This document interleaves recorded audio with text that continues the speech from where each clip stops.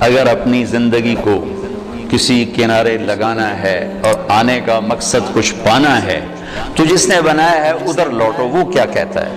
کیونکہ میں نے تو درخواست نہیں پیش کی تھی کہ میں دنیا میں آ جاؤں، اور نہ اب میں چاہتا ہوں کہ میں مر جاؤں، لیکن آنا بھی میری مجبوری بن گیا اور جانا بھی میری مجبوری ہے، جانا ہے۔ کل شیء ہالک، ہر شے کے لیے ہلاکت۔ ہو کیا دن ہوگا جب ملک الموت بھی پسینے پسینے ہوگا۔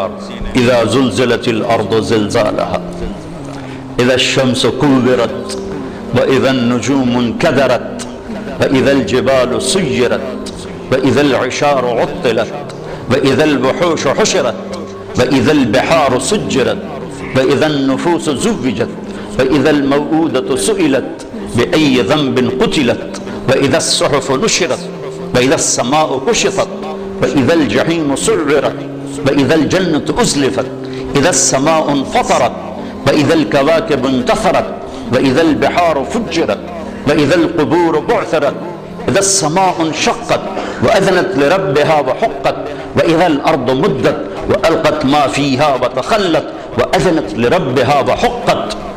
قیامت کو اللہ بیان کرتا ہے، ہلا دینے والی آیات، دور دور دور دور دور جیسے ٹھو ٹھو ٹھو دھماکے ہو رہے، دل دماغ کو لرزا دینے والی۔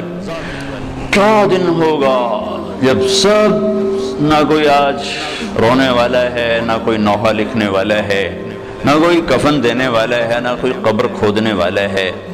آج مالک مملوک سب مرے پڑے ہیں، پھر پہلا آسمان، پھر دوسرا، تیسرا، چوتھا، پانچواں، چھٹا، ساتواں آسمان کو موت کا پیالہ پلانے کے بعد پھر جب اللہ تعالیٰ فرمائے گا فَلْيَمُتْ حَمْلَةُ الْعَرْشِ، عرش کے فرشتے بھی مر جائیں، پھر کہے گا فَلْيَمُتْ جبریل و میکائیل، جبریل و میکائیل بھی مر جائیں، تو اس وقت اللہ کا عرش بول اٹھے گا ایموت جبریل و میکائیل۔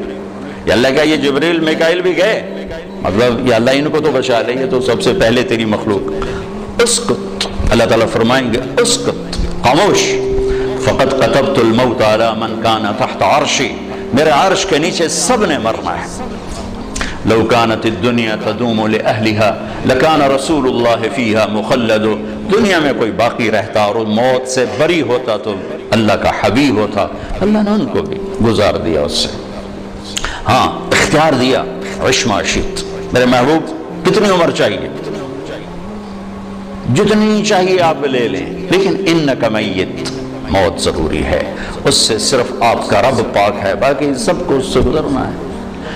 جبریل میکائیل مر جائیں گے، پھر اللہ کہے گا کون باقی ہے؟ اسرائیل کی بھی ٹانگیں کانپ رہی ہیں آج، وہ کہے گا اللہ اسرافیل باقی اور میں باقی، تو اللہ کہیں گے فَلْيَمُتْ اسرافیل، اسرافیل مر جائے، تو وہ گرے گا اور سور جو پکڑا ہوا تھا وہ اس کے ہاتھوں سے نکل کر عرش کے ساتھ جا کے ایسے لٹک جائے گا، پھر اللہ پوچھے گا کون باقی ہے؟ ملک الموت کو پتہ لگ گیا کہ ہن میری بھی آ گئی باری، تو ایسے کام کہ اللہ بس اب تو میں ہی باقی۔ تو اللہ تعالیٰ فرمائیں گے مت فإنک خلق من خلق، تو بھی مر جا، تو بھی میری ایک مخلوق ہے، سب کو ختم۔ پھر ساری کائنات موت کی وادیوں میں دھکیل کر اللہ تعالیٰ کہے گا من کان لی شریکا فلیات، کوئی میرا شریک ہے تو آؤ۔ پھر دوبارہ کہے گا من کان لی شریکا فلیات، کوئی میرا شریک ہے تو آؤ۔ پھر تیسری دفعہ فرمائے گا من کان لی شریکا فلیات، کوئی ہے آؤ۔ پھر زمین آسمان کو اللہ جھٹکا دے گا، پھر کہے گا انا الملک، میں بادشاہ ہوں۔ پھر دوسرا جھٹکا دے گا، کہے گا انا القدوس السلام المومن، میں ہوں قدوس السلام مومن۔ پھر تیسرا جھٹکا دے گا، پھر کہے گا انا المہیمن العزیز الجبار المتکبر۔ پھر اللہ تعالیٰ کہے گا این الملوک، بادشاہ کدھر ہیں؟ کوئی ہو تو جواب دے۔ این الجبارون، ظالم کدھر ہیں؟ کون بولے؟ پھر کہے گا این المتکبرون، تکبر کرنے والے، ایڑی مار کر چلنے والے کہاں چلے گئے؟ لا تمش فی الارض مرحا انک لن تخرق الجبال لن تخرق الارض ولن تبلغ الجبال طولا، مت اکڑ کے چل، نہ تو زمین پھاڑ سکتا ہے، نہ گردن اونچی کرنے سے پہاڑوں کے اوپر جا سکتا ہے، تواضع سے چل، عاجزی سے چل۔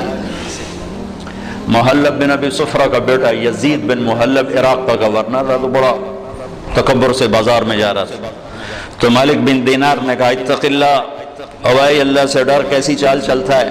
وہ کہتا ہے لعلک لم تعرفنی، لگتا ہے تم مجھے پہچانتے نہیں میں کون ہوں۔ کہنے لگے جانتا ہوں، تم سے زیادہ تمہیں جانتا ہوں۔ کہا وہ کیسے؟ کہا تیری ابتدا ایک نطفہ، تیری انتہا ایک میت، اور اس کے درمیان تو گندگی کا ٹوکرا۔ تو زمانے کے بگڑے بھی آج کے اچھوں سے بڑے اچھے تھے، تو اس کا سر جھک کے کہنا عرفتنی حقا، تو نے مجھے صحیح پہچانا ہے۔ پھر لگے گا لمن الملک اليوم، آج کس کی حکومت ہے؟ جواب دینے والا تو ہے ہی نہیں، پھر کہے گا للہ الواحد القہار، آج اکیلے اللہ کی حکومت۔ پھر اللہ کہے گا انی بدأت بالدنیا ولم تکن شیئا انا الذی اعیدہا، میں نے دنیا بنائی، میں نے مٹھائی، دوبارہ زندہ کر دوں گا۔ ما خلقکم ولا بعثکم الا کنفس واحدہ، تم سب کو بنانا، مارنا، اٹھانا ایسا ہی ہے جیسے ایک کو بنانا، مارنا، اٹھانا، کوئی مشکل نہیں اس شہنشاہ اعظم کے نزدیک۔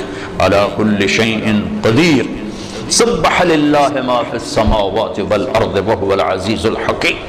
تم میزان بینک والے اسے یاد کرو نہ کرو، ساری کائنات اس کی تسبیح پڑھتی، عزت و حکمتوں والا۔ لہو ملک السماوات والارض، زمین آسمان کا بادشاہ، یحیی و یمیت، زندگی موت کے فیصلے کرنے والا۔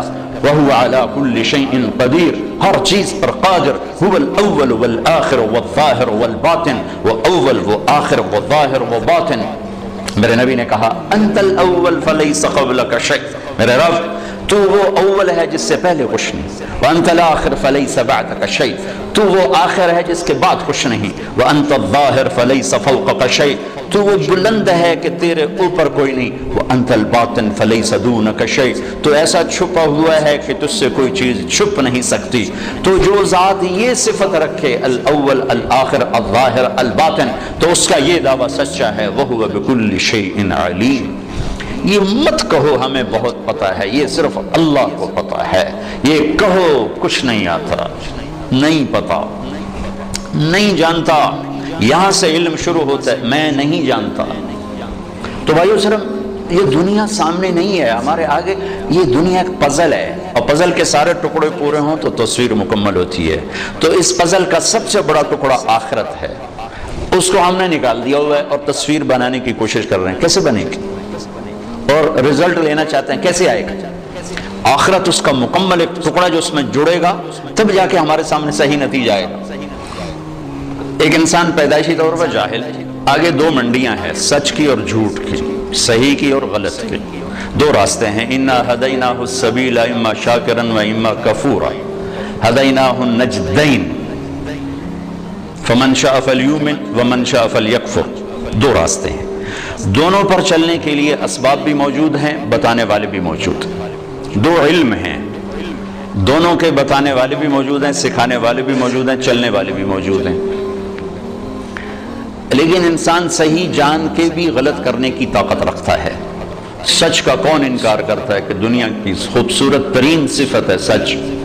سارا بازار جھوٹ بولتا ہے، کہ جانتے ہوئے کہ سچ نجات دیتا ہے، جھوٹ ہے۔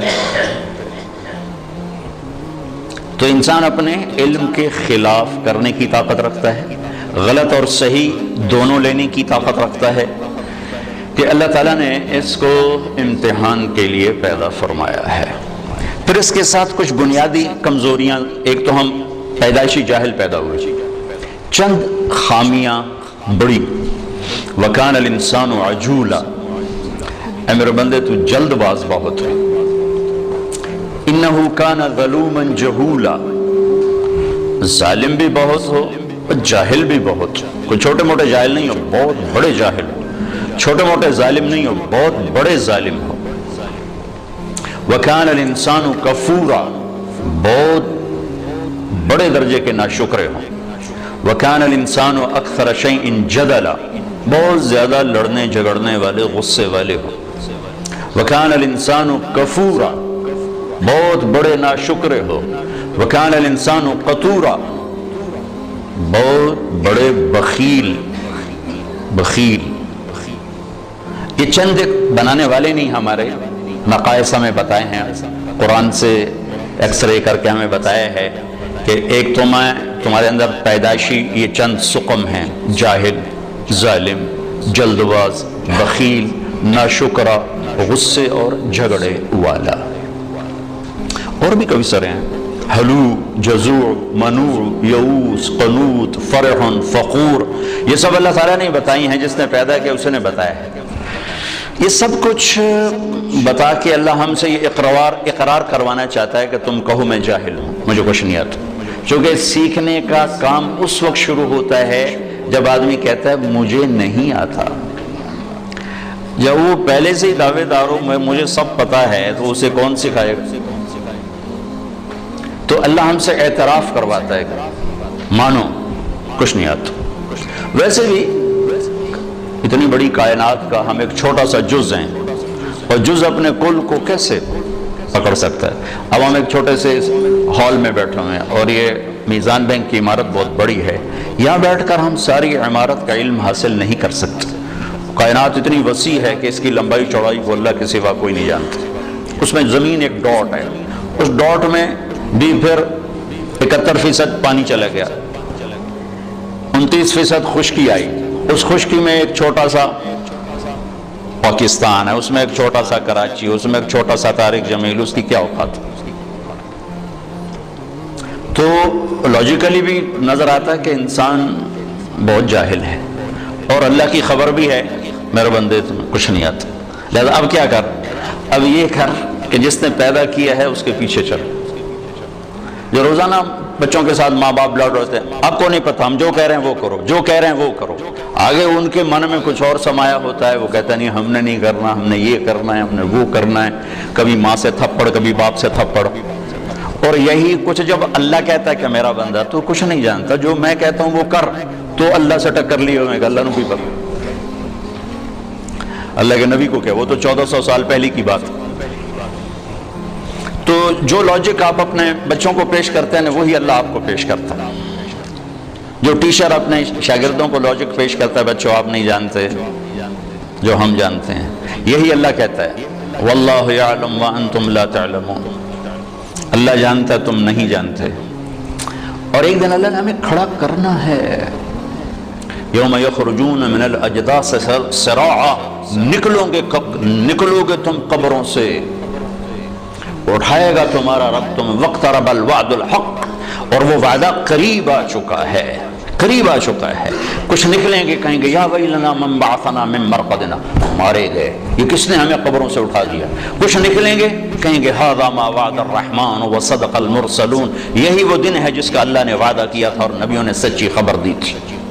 اس دن کامیابی ناکامی کے فیصلے ہو رہے ہیں۔ وجوہ یومئذ ناعمہ، کچھ چہرے بڑے تر و تازہ، لسعیہا راضیہ، اپنی محنت پہ آج صلہ پا کے بڑے خوش، مسفرہ، ضاحکہ، مستبشرہ، روشن چمکتے ہنستے، اندر سے خوشیاں پھوٹ رہی ہیں۔ اور کچھ چہرے ہیں خاشعہ، عاملہ، ناصبہ، تھکے، ویران، پریشان، ترہقہا قطرہ، سیاہی پہ سیاہی چڑھی ہوئی ہوگی۔ کچھ چہرے ایسے اٹھائے جائیں گے۔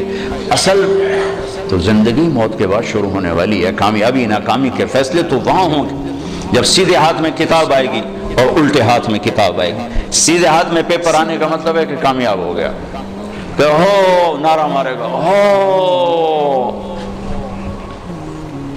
اللہ نے اس کو لفظ بنا دیا، اس کے نعرے کو لفظ بنا دیا۔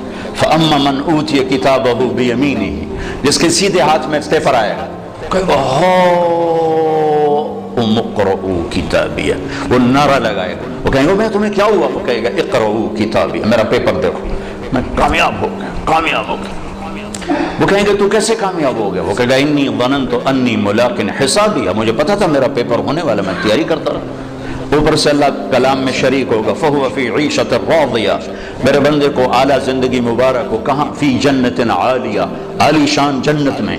اس میں کیا ہے؟ قطوفھا دانیہ، پکے ہوئے پھل ہیں. کیا کرو؟ کلو وشربو، کھاؤ پیو. ہنیئا، کیا مطلب؟ کھاؤ گے پخانہ نہیں، پیو گے پیشاب نہیں. کھاؤ گے پیو گے رہو گے، بیماری نہیں، بڑھاپا نہیں، موت نہیں، غم نہیں، دکھ نہیں، لڑائی نہیں، جھگڑا نہیں، حسد نہیں، بغض نہیں، نفرت نہیں، زوال نہیں. عروج ہی عروج ہے، جوانی ہی جوانی ہے، زندگی زندگی ہے، بقا ہی بقا ہے. یہ کس وجہ سے؟ بما اسلفتم فی الایام الخالیہ. وہ کراچی کی زندگی میرے سامنے ہے، اسی کو دیکھ کر میں تمہیں فیصلہ دے رہا ہوں. جس کے الٹے ہاتھ میں آئے گا وہ مارا گیا، کہے گا یا لیتنی لم اوت کتابی، او میں مر گیا. واما من اوتی کتابہ بشمالہ، جس کے الٹے ہاتھ میں آئی یا لیتنی لم اوت کتابی، او یہ پیپر مجھے کیوں پکڑا دیا. ولم ادر ما حسابیہ، مجھے تو نہیں پتا تھا کہ یہ دن دیکھوں گا اور یہ حساب ہوگا. یا لیتہا کانت القاضیہ، ارے موت آ جا کہاں چلی گئی، مار دے مجھے، اٹھا کیوں دیا. ما اغنى عني مالیہ ہلک عنی سلطانیہ. یہ ایران کا شہر مشہد، اس کا پرانا نام طوس ہے. ہارون رشید جو بہت بڑا عباسی خلیفہ تھا، یہاں مرا تھا، یہیں اس کی خبر بنی تھی. تو اس کو طبیب نے کہا کہ آپ بچ نہیں سکتے، آپ کا مرض آخر تک پہنچ چکا ہے. تو اس نے اپنی کہا میری قبر میرے سامنے کھو دی جائے. 3 بر اعظم پہ پھریرا لہرا رہا ہو اور عمر بھی 50 سال سے کم ہو، بھرپور جوانی، اور قبر سامنے کھو دی جا رہی تھی. تو قبر کے کنارے بیٹھا کہہ رہا تھا ما اغنى عني مالیہ ہلک عنی سلطانیہ. آج میرا مال میرے کام نہیں آ رہا، آج میری حکومت مجھے نہیں بچا رہی. اگلے دن مر گیا، اپنی قبر کھدوائی اور اگلے دن مر گیا، اسی میں دفن. ہلک عنی سلطانیہ، میری طاقت کہاں چلی گئی. اوپر سے اللہ کا خودو پکڑو، اعلان ہوگا پکڑو، فغلوہ، اور جکڑو، ثم الجحیم صلوہ، ڈھونڈو آگ میں کباب کی طرح. اور جب وہ اس کو پکڑنے کے لیے آئیں گے تو یہاں کی پولیس تو ہاتھ سے پکڑ کے ہتھ کڑی لگاتی ہے. یہاں سے نہیں پکڑیں گے، مجھے دیکھیں، یہاں سے پکڑیں گے، یہاں ہاتھ ڈالیں گے، یہاں، اور یوں کھینچیں گے تو اس کا پورا جبڑا باہر نکل جائے گا. وہ ایسے کلابازیاں کھاتا ہوا گر کر کہے گا ارحمو ارحمو، رحم رحم رحم. وہ کہیں گے رحمان نے رحم نہیں کیا، ہم کیسے کریں، ہم کیسے کریں. اور عورتوں کو جو ناکام ہو گئے، یہ ناکام، جو عورتیں ناکام ہو گئی انہیں یہاں سے نہیں، انہیں سر کی چوٹی سے پکڑ کر یوں جھٹکا دیں گے. تو ایسے کلابازیاں کھاتی جا کر کہیں گے رحم رحم رحم. تو کہیں گے رحمان نے رحم نہیں کیا، ہم کہاں سے کریں. اور جو اس کے سیدھے ہاتھ میں پیپر آئے گا تو میرا رب کہے گا جنت کا جوڑا پہنایا جائے، جنت کا تاج سجایا جائے. یلبسون ثیابا خضرا من سندس و استبرق، جنت کا ریشمی لباس پہناؤ. حلوا اساور من فضہ یحلون فیہا من اساور من ذہب، سونے چاندی کے زیور پہناؤ. میرے نبی نے کہا اور مردوں کے لیے سونا ریشم حرام ہے دنیا میں، عورت کے لیے حلال ہے، لیکن جنت میں اللہ مردوں کو بھی زیور پہنائے گا. تو مردوں پہ سجا ہوا زیور عورتوں کی نسبت زیادہ خوبصورت نظر آئے گا. تو قد ہو گیا 5 فٹ، 5.25 فٹ، 6 فٹ، 6.25، 6.5، 7. لیکن جب اللہ تعالیٰ کی طرف سے اعلان ہوگا کہ میرے بندے کو جوڑا پہناؤ، تو اب اس کا یوں کرین کی طرح قد نکلے گا ایسے، اور 130 فٹ کی ہائٹ پہ جا کے مکمل ہوگا. تمہارے بینک کی عمارت سے بھی اوپر قد چلا جائے گا. آدم علیہ السلام اتنے ہی قد پہ پیدا کیے گئے تھے، اتنے گھس دے گھس دے گھس دے چھوٹے ہو گئے. ہمارے میراثی ہوتے ہیں نا، میراثی، تو وہ بڑی سست قوم ہوتی ہے، صرف وہ تعریف کر کے روٹی کھاتے ہیں. وہ ایک زمیندار کی قسمت ماڑی، اس نے اس کو گھوڑے کے لگا دیا مالش پر. اب میراثی اور مالش کا کیا جوڑ، وہ سو گیا، گھوڑا چور لے گئے. صبح اٹھا تو چور گھوڑا لے گئے تھے، اس نے خرگوش پکڑا اپنا اور آ کے باندھ دیا رسے کے ساتھ. تو بات زمیندار ہے کہ میرا گھوڑا کتنے ہے، کہ یہ اے کھلوتا ہے. اسے کہا نام مراد ہے گھوڑا ہے کہ سیوڑے، سیوڑ ہماری زبان میں خرگوش کو کہتے ہیں. اے گھوڑا ہے کہ سیوڑے، کہ جی گھوڑا ہے. کہ گھوڑا ہی ہو جاتا جی ساری رات مالش کی تھی، گس دے گس دے گس دے آئے رہ گئے. تو تو وہ 10-12 ہزار سال گزر کے گھستے گھستے گھستے ہمارے قد یہ رہ گئے ہیں۔ مرد عورت کی اصل ہائٹ 130 فٹ ہے۔ اللہ نے اماں کو بھی اسی قد پہ پیدا کیا تھا، حوا، اور آدم کو بھی اسی قد پہ پیدا کیا تھا۔ اور مردوں میں سب سے حسین آئے ہیں یوسف علیہ السلام، اور عورتوں میں سب سے حسین آئی ہیں حوا علیہ السلام۔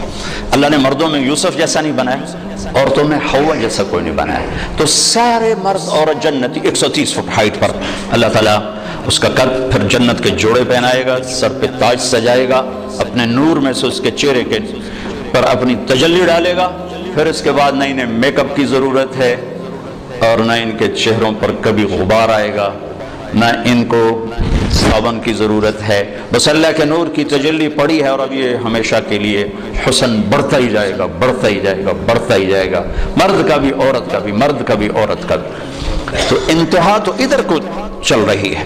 پھر یہ سارا جنتی مجمع اکٹھا ہوگا، پھر یہ پل پار کریں گے اور آگے جنت کے دروازوں پر جائیں گے تو 8 دروازے ہوں گے، لاک ہوں گے۔ جہنمی جہنم کے دروازوں پر جائیں گے تو 7 دروازے اس کے جاتے کھل جائیں گے، حتی اذا جاؤہا فتحت ابوابہا، جائیں گے دروازے کھلیں گے، گرتے جائیں گے۔ جنتی سارے اکٹھے ہو جائیں گے، دروازے بند ہو جائیں گے، کوئی دروازہ کھلا نہیں۔ 2 چشمے ہوں گے، ایک سے پانی پیئیں گے، سینے کا کھوٹ، غصہ، بغض ختم، پیٹ کا پیشاب پخانا ختم۔ یہ پانی 2 کام کرے گا، سینے کو دھو دے گا عداوت سے، بغض، حسد، اور پیٹ کو دھو دے گا پیشاب پخانے سے۔ دوسرے سے وضو کریں گے، خود کریں گے، کوئی حکم نہیں ہوگا، حکم ختم ہو گئے، مرتا ہی حکم ختم ہو گیا۔ تو ان کے چہروں پر کبھی جھریاں نہیں پڑیں گی، اس کے بعد کبھی ہلکے نہیں پڑیں گے، کبھی چہرہ تھکا ہوا نظر نہیں آئے گا۔ اب اندر کیسے جائیں؟ تو اللہ اپنے حبیب کی شان بلند کر کے دکھانا چاہتے ہیں۔ تو سب کو پتہ ہے کہ اللہ کے نبی کے بغیر آج دروازہ نہیں کھل سکتا، لیکن چلے جائیں گے سارا مجمع آدم علیہ السلام کے پاس، ابا جان، دادا جان، دروازہ کھلوائیں۔ وہ کہیں گے بیٹو میں نے تو نکلوانے کا کام کیا تھا، لے جانے کا کام میں نہیں کر سکتا۔ وَهَلْ أَخْرَجَكُمْ إِلَّا خَطِيَّةُ أَبِيكُمْ، اور میری خطا سے تو نکلے تو میں اندر کی میں لے جاؤں۔ اذهبوا الى غیری، بھائی کسی اور سے بات کرو۔ پھر آئیں گے نوح علیہ السلام، ابراہیم علیہ السلام، سارے نبیوں سے بڑے بڑے انبیاء، سب کہیں گے بھائی ہمارے بس کا نہیں، ہمارے بس کا نہیں، ہمارے بس کا نہیں۔ یہاں تک کہ یہ سارا مجمع گھومتا گھومتا عیسیٰ علیہ السلام تک پہنچے گا، وہ بھی کہیں گے میرے بس کا نہیں، لیکن ہاں میں تمہیں پتہ بتا سکتا ہوں۔ یہ اور کوئی نبی نہیں کہے گا۔ عیسیٰ علیہ السلام کہیں گے مجھے معلوم ہے کون کھلوائے گا۔ اچھا جی یہی بتا دیں۔ وہ کہیں گے جاؤ حبیب اللہ محمد الرسول اللہ صلی اللہ علیہ وسلم، آج وہ کھلوا سکتے ہیں اور کوئی نہیں کھلوائے گا۔ تو پھر یہ سارا مجمع ہمارے نبی کی خدمت میں آ کر کہے گا یا رسول اللہ، یا حبیب اللہ، استفتح لنا الباب، آپ دروازہ تو کھلوائیں۔ تو آپ کہیں گے انا لہو، ہاں میں ہی کھلواؤں گا، میں ہی کھلواؤں گا۔ پھر آپ سجدہ کریں گے اور اللہ کی تعریف کریں گے، اور آپ نے فرمایا وہ تعریف اللہ اسی وقت مجھے الہام کرے گا۔ پھر اللہ کہیں گے یا حبیبی یا محمد ارفع راسک سل تعطا اشفع تشفع، میرے محبوب سر اٹھا مانگ ملے گا، سفارش کر قبول ہے۔ تو کہیں گے یا اللہ جنت کا دروازہ کھول، تو اللہ تعالیٰ فرمائیں گے تو افتتاح کر، فیتا کاٹو، اوپننگ۔ تو جنت سے ایک سواری آئے گی، اڑتے اڑتے اڑتے آ کر اللہ کے محبوب کے سامنے لینڈ کرے گی ہیلی کاپٹر کی طرح۔ آپ اس کے اوپر تشریف فرما ہوں گے، اس کی رسی نیچے گر جائے گی۔ رسی نیچے گرنے کا مطلب ہے کہ اس سواری کو میرا نبی خود نہیں ڈرائیو کرنے والا، کوئی آئے گا اور جو اس رسی کو پکڑ کے چلے گا۔ لہذا یہ بہت بڑا شرف بن جائے گا اس وقت کہ یہ رسی کون پکڑے گا، یہ کون پکڑے گا۔ تو سب آنکھیں ایسے اٹھ جائیں گی اور گردنیں بائیں بائیں موڑ رہی کہ کون بھائی، کون بھائی، کون بھائی۔ تو اس سسپینس کو پھر اللہ ختم کرے گا، بلال کو دی جائے۔ بلال، بلال مؤذن مسجد نبوی، بلال کو دی جائے۔ تو ہم نے کہا بلال میری سواری کی رسی پکڑ کر میرے آگے آگے چلے گئے۔ پھر آپ دروازے پر دستک دیں گے، اندر سے آواز آئے گی کون؟ آپ کہیں گے ھذا محمد الرسول اللہ۔ دیکھو نا، جو ہستی جنت کا دروازہ کھلوانے کی طاقت رکھتی ہو، وہ دنیا کے مسائل کا دروازہ نہیں کھلوا سکتے۔ ہم سے بڑا دیوانہ کوئی نہیں کہ جن کے پاس اللہ جیسا معبود ہو، محمد مصطفیٰ جیسا رسول ہو اور قرآن جیسا دستور ہو، پھر وہ باہر تک کے کھاتے پھر رہے ہیں، اپنے سے کم علم والوں کے پیچھے بھاگ رہے ہیں۔ میرے نبی نے فرمایا لا تستضیعوا بنار المشرکین۔ حسن بصری سے پوچھا گیا کیا مطلب اس کا؟ کہ اس کا مطلب ہے کہ کسی غیر مسلم کو مشیر نہ بناؤ، کہ اس کے سامنے تصویر ہی پوری نہیں، آخرت کا پورا ٹکڑا ہی غائب ہے اس کے آنکھوں سے، تو وہ صحیح مشورہ کیسے دے سکے؟ صحیح مشورہ وہ دے گا جس کے سامنے پوری سچویشن ہو۔ تو اس کے سامنے سے تو جنت بھی اڑ گئی ہے، جہنم بھی اڑ گئی ہے، رسالت بھی کوئی نہیں ہے، قرآن بھی کوئی نہیں ہے، توحید بھی کوئی نہیں ہے، وہ آپ کو ان مسائل سے کیسے نکالے؟ اور جو نکالنے کا وعدہ کر رہا ہے یا ابا سفیان جئتکم بکرامت الدنیا والآخرہ، ابو سفیان صرف آخرت نہیں لے کر آیا، دنیا کی عزت بھی لایا ہوں اور آخرت کی عزت بھی لایا ہوں، اور میرے پیچھے چلو۔ اور اس کا دوسرا رخ بھی سمجھایا بتایا وَجُعِلَ الذُّلُّ وَالصَّغَارُ عَلَى مَنْ خَالَفَ أَمْرِي، میرے طریقے کے خلاف جو چلے گا اللہ اسے ذلیل کر دے گا۔ اس کا علم پڑھنے لکھنے سے نہ ہو بلکہ فَأَوْحَى إِلَىٰ عَبْدِهِ مَا أَوْحَى سے ہو، اللہ براہ راست جس پر علم کا فیضان فرما رہا ہو، جسے کسی استاد نے قلم نہ پکڑایا ہو، جسے کسی استاد نے الف با تا نہ سکھائی ہو، جو کسی مکتب سکول مدرسہ میں بیٹھ کے نہ پڑھا ہو، جس کو براہ راست اللہ دینے والا ہو۔ وَعَلَّمَكَ مَا لَمْ تَكُنْ تَعْلَمْ أَلَمْ نَشْرَحْ لَكَ صَدْرَكَ، جس کا سینہ اللہ نے کھولا ہو، جس کے اندر اللہ نے علم بھرا ہو۔ فَأَوْحَى إِلَىٰ عَبْدِهِ مَا أَوْحَى، اور جنت کی چابی جن کے ہاتھ میں ہو، اللہ کا جھنڈا جن کے ہاتھ میں ہو، جن کی شفاعت کے بغیر حساب نہ ہو، جن کی شفاعت کے بغیر پل پار نہ ہو، جن کی شفاعت کے بغیر جنت کا دروازہ نہ کھلے، تو ہم کیسے نادان پڑھے لکھے ہیں کہ ان کو بیچ میں سے نکال دیا اور اپنے مسائل حل کرنے میں لگے ہوں۔ مانجھی کے بغیر نیا کون پار لگائے؟ اس کائنات کی سب سے بڑے علم والی ہستی وہ محمد الرسول اللہ صلی اللہ علیہ وسلم ہیں۔ اس کائنات کے سب سے بڑے رہبر اور ہادی اور قائد وہ محمد الرسول اللہ صلی اللہ علیہ وسلم ہیں۔ اس کائنات کے اللہ کے بعد سب سے بڑے شفیق اور مہربان اور رحیم، ماؤں سے زیادہ باپ سے زیادہ وہ محمد الرسول اللہ صلی اللہ علیہ وسلم ہیں۔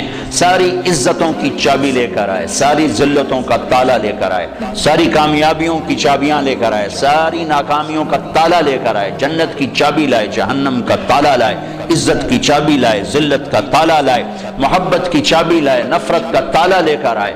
ان کی زندگی کو اللہ نے ایسے محفوظ رکھا جیسے اللہ نے الف لام سے لے کر الحمدللہ رب العالمین سے لے کر من الجنت والناس تک جیسے اللہ تعالیٰ نے اپنے کلام کو محفوظ رکھا۔ یہ واحد ہستی ہیں جن کی ساری زندگی کو اللہ تعالیٰ نے محفوظ رکھا، اور 1435 کی بجائے 14,000 صدی آ جائے تو بھی جیسے قرآن کا زیر زبر کوئی نہیں بدل سکتا۔ محبوب مصطفیٰ صلی اللہ علیہ وسلم کی مبارک زندگی میں نہ کسی چیز کو ڈالا جا سکتا ہے نہ نکالا جا سکتا ہے، میرے اللہ کی حفاظت ہے۔ اور اللہ سویا نہیں ہے، اللہ سویا ہوا نہیں ہے کہ نبی کی باتوں میں کوئی اور باتیں ڈال۔ ہم تو اقبال کے کلام میں کسی کا کلام نہیں ڈال سکتے، تھوڑا سا اقبالیات کی خبر ہو تو آدمی کہہ دیتا ہے یہ اقبال کا کلام نہیں ہے۔ تو میرا رب سو گیا ہے، انہوں پتہ ہی نہیں لگا تے وچ حدیثاں ہور وڑ گئیاں تے غلط وڑ گئیاں، سو گیا تھا۔ لا تاخذہ سنۃ ولا نوم لہ ما فی السماوات وما فی الارض لہ ما فی السماوات وما فی الارض وما بینہما وما تحت الثری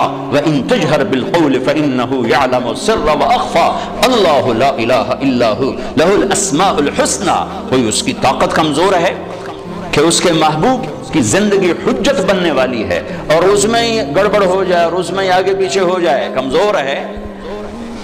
اسے میوزیم بنانے کی ضرورت نہیں ہے کہ اپنے بڑوں کی چیزیں اس میں سنبھال کے رکھو، ساری کائنات اس کے غلام ہے۔ ان من شیء الا یسبح بحمدہ، ہر اس کائنات کی ہر چیز اللہ کے سامنے جھکی ہوئی ہے۔ رب المشرق والمغرب، مشرق و مغرب کا رب، رب المشرقین و رب المغربین، مشرقین مغربین کا رب، فلا اقسم رب المشارق والمغارب، مشارق اور مغارب کا رب، رب السماوات والارض فاستبر لعبادته هل تعلم له سمیا، زمین آسمان کا رب، رب العرش العظیم، عرش عظیم کا رب، رب جبریل و میکائیل و اسرافیل، اسرافیل میکائیل اسرائیل جبرائیل کا رب، ماضی حال مستقبل پر اکیلا شہنشاہ، لا تأخذه سنة ولا نوم، نہ اونگ ہے نہ سوئے، ولا تحسبن اللہ غافلا، نہ غافل، وما كان ربك نسیا، نہ بھولے، لا يضل ربی، نہ غلط فیصلے کرے، ولا ينسى، اور نہ وہ بھولے،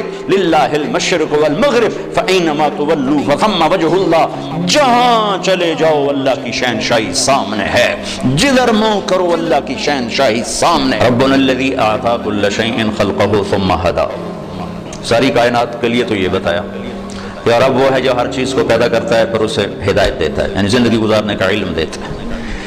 انسان کے بارے میں یہ فرمایا واللہ اخرجکم من بطون امہاتکم لا تعلمون شیئا، اللہ نے تمہیں ماں کے پیٹ سے نکالا، تم کچھ بھی نہیں جانتے تھے، صفر۔ باقی مخلوق ماں کے پیٹ سے ہی تعلیم یافتہ پیدا ہوتی ہے۔ انسان کا بچہ ماں کے پیٹ میں 9 ماہ رہتا ہے، 2 سال تک اسے پتہ نہیں ہوتا میری ماں کون ہے، میرا باپ کون ہے، مجھے چلنا کیسے ہے، مجھے کھانا کیا ہے۔ مرغی کا بچہ انڈے میں صرف 21 روز رہتا ہے، وہ باہر بھی خود آتا ہے، آتے ہی چلنا بھی جانتا ہے، کھانا بھی جانتا ہے، اپنی غذا کو بھی سمجھتا ہے، اپنے مفید اور مضر کو بھی جانتا ہے، اور ماں کو بھی پہچانتا ہے، اور دوست اور دشمن کو بھی جانتا ہے۔ بلی کو دیکھتے ہی واپس آتا ہے، حالانکہ اس نے تو آج ہی بلی کو دیکھا ہے، کہاں سے یہ علم آیا ہے کہ یہ دشمن ہے۔ چوہا آج اپنے گھر سے نکلا، بلی دیکھی بھاگ کے واپس، یہ علم کہاں سے آیا ہے؟ آتا کل شیء خلقہ ثم ہدی، اتنی بڑی ذات ہو اور اپنے رسول کی تعلیمات کو جانے دے گا، غافل ہو جائے گا اور کوئی اور اس میں ڈال دے گا؟ نہیں، جیسے اللہ نے اپنی کتاب پر پہرا لگایا آج تک کوئی نہیں بدل سکتا۔ محمد مصطفیٰ صلی اللہ علیہ وسلم واحد کائنات کی ہستی ہیں۔ ابھی تو ربیع الاول گزرا ہے، صرف 12 دن کے لیے میرا نبی نہیں آیا کہ 12 دن یاد کر کے پھر سارا سال سو جاؤ، جیسے محرم آ کے 10 دن حسین کو یاد کر کے اب سارا سال سو جاؤ۔ یہ اس لیے تھوڑی تھے، یہ جو زندگی بھر کا پیغام ہے، کربلا زندگی بھر کا پیغام ہے، میرے نبی کی آمد قیامت تک کا پیغام ہے، زندگی بھر کا پیغام ہے، پیدائش سے لے کر وفات۔ اور کسی کا نسب نہ بھی معلوم ہو تو کیا فرق پڑتا ہے؟ میرے بھائی نے اپنے پیو دادے پردادے کے نا وراثتی کاغذ نکلوائے تو انگریزوں تک کے جو لکھی ہوئی تھی ان میں سے کوئی 16 نام نکلے، باقی اوپر یا ہندو ہوں گے یا سکھ ہوں گے، آخری مراد ہے، مراد۔ وہ 16 نام مجھے آج تک یاد نہیں ہوئے، حالانکہ کمرے میں لٹکے ہوئے میں پڑھتا ہوں، یاد کرتا ہوں پھر بھول جاتا ہوں، پڑھتا ہوں یاد کرتا ہوں پھر بھول جاتا ہوں۔ چلو 16 تھا، میرے پیو دادے پردادے یاد تک کرا نہیں یاد ہوئے۔ میرے نبی کا نسب عبداللہ سے آدم تک 80 واسطے ہیں، وہ میری زبان پہ ایسے ایسے چلتا ہے۔ محمد بن عبداللہ بن عبد المطلب بن ہاشم بن عبد مناف بن قصی بن کلاف بن مرہ بن کعب بن لوی بن غالب بن فہر بن مالک بن نضر بن کنانہ بن خزیمہ بن مدرکہ بن الیاس بن مضر بن نزار بن معد بن عدنان بن اود بن حمیسہ بن سلامان بن عوز بن بوز بن قنوال بن ابی بن عوام بن ناشد بن حزا بن بلداس بن یدلاف بن طابق بن جاحم بن ناحش بن ماقی بن عیفی بن عبقر بن عبید بن الدعاء بن حمدان بن سنبر بن یثربی بن یحزن بن یلحن بن ارعوا بن عیلی بن زیشان بن عیسر بن اقنات بن ایہام بن مقصر بن ناحد بن زار بن سمی بن مزی بن عوض بن عرام بن قیدار بن اسماعیل بن ابراہیم بن آذر بن ناحور بن سرود بن رعو بن فائل بن عابر بن ارفقشاد بن سام بن لامک بن نوح بن متوشال بن ادریس بن یرد بن ملحل ایل بن قینان بن آنوش بن شیسر بن آدم علیہ السلام۔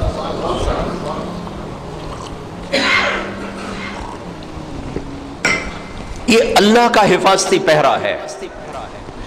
میں اپنے 16 دادے نہیں یاد کر سکتا، 20 واری پڑھن 100 واری نہیں یاد ہوئے، یہ کیوں یاد ہے؟ یہ 80 واسطے ہیں، یہ کیوں یاد؟ اللہ کا حفاظتی نظام ہے۔ میرا نبی کسی کو بلاتے کیسے تھے؟ اگر ہمیں نہ معلوم ہو تو کوئی فرق پڑتا ہے؟ اب ادھر آؤ، اتنا ہی تو کہنا ہے۔ آپ یوں کرتے تھے عزیز میاں، یوں نہیں کرتے تھے، یوں نہیں کرتے تھے، انگلی نہیں اٹھاتے تھے، پورے ہاتھ کا اشارہ فرماتے تھے، پورے ہاتھ کا اشارہ فرماتے تھے۔ کوئی آپ کو دائیں بائیں سے خطاب کرتا تو آپ گردن ٹیڑھی کر کے نہیں جواب دیتے تھے، جی بولیے۔ کوئی آپ کو دائیں سے بلاتا تو پورا مڑتے تھے ایسے۔ کوئی چھوٹا بولا ہے، کوئی بڑا بولا ہے، کوئی بائیں سے بلاتا تو یوں نہیں کرتے تھے بلکہ پورا اس کی طرف مڑتے تھے، جی فرمائیے۔ اتنی چھوٹی چھوٹی باتیں میرے نبی کی اللہ نے محفوظ کر کے رکھی ہوئی۔ مجلس میں چوکڑی مار کے بیٹھتے تھے، دوران گفتگو یوں کرتے رہتے تھے، سیدھا ہاتھ الٹا انگوٹھا، عادت تھی، بے ساختہ عادت۔ کبھی پاؤں پھیلا کے مجلس میں نہیں بیٹھے، چوکڑی مار کے بیٹھتے تھے۔ کبھی آنکھ بھار کے کسی کو نہیں دیکھا، کنکھیوں سے دیکھتے تھے، شرم کی وجہ سے، حیا کی وجہ سے۔ اب تو مردوں کو آنکھ اٹھا کے نہیں دیکھتے تھے، اور کبھی کبھی اب آپ ایسے آنکھ اٹھاتے تھے، پھر کسی کی ہمت نہیں تھی کہ آپ کی آنکھوں میں آنکھیں ڈال سکے سوائے دو آدمیوں کے، ایک ابو بکر اور ایک عمر، بس باقی سب ایسے ہوتے تھے۔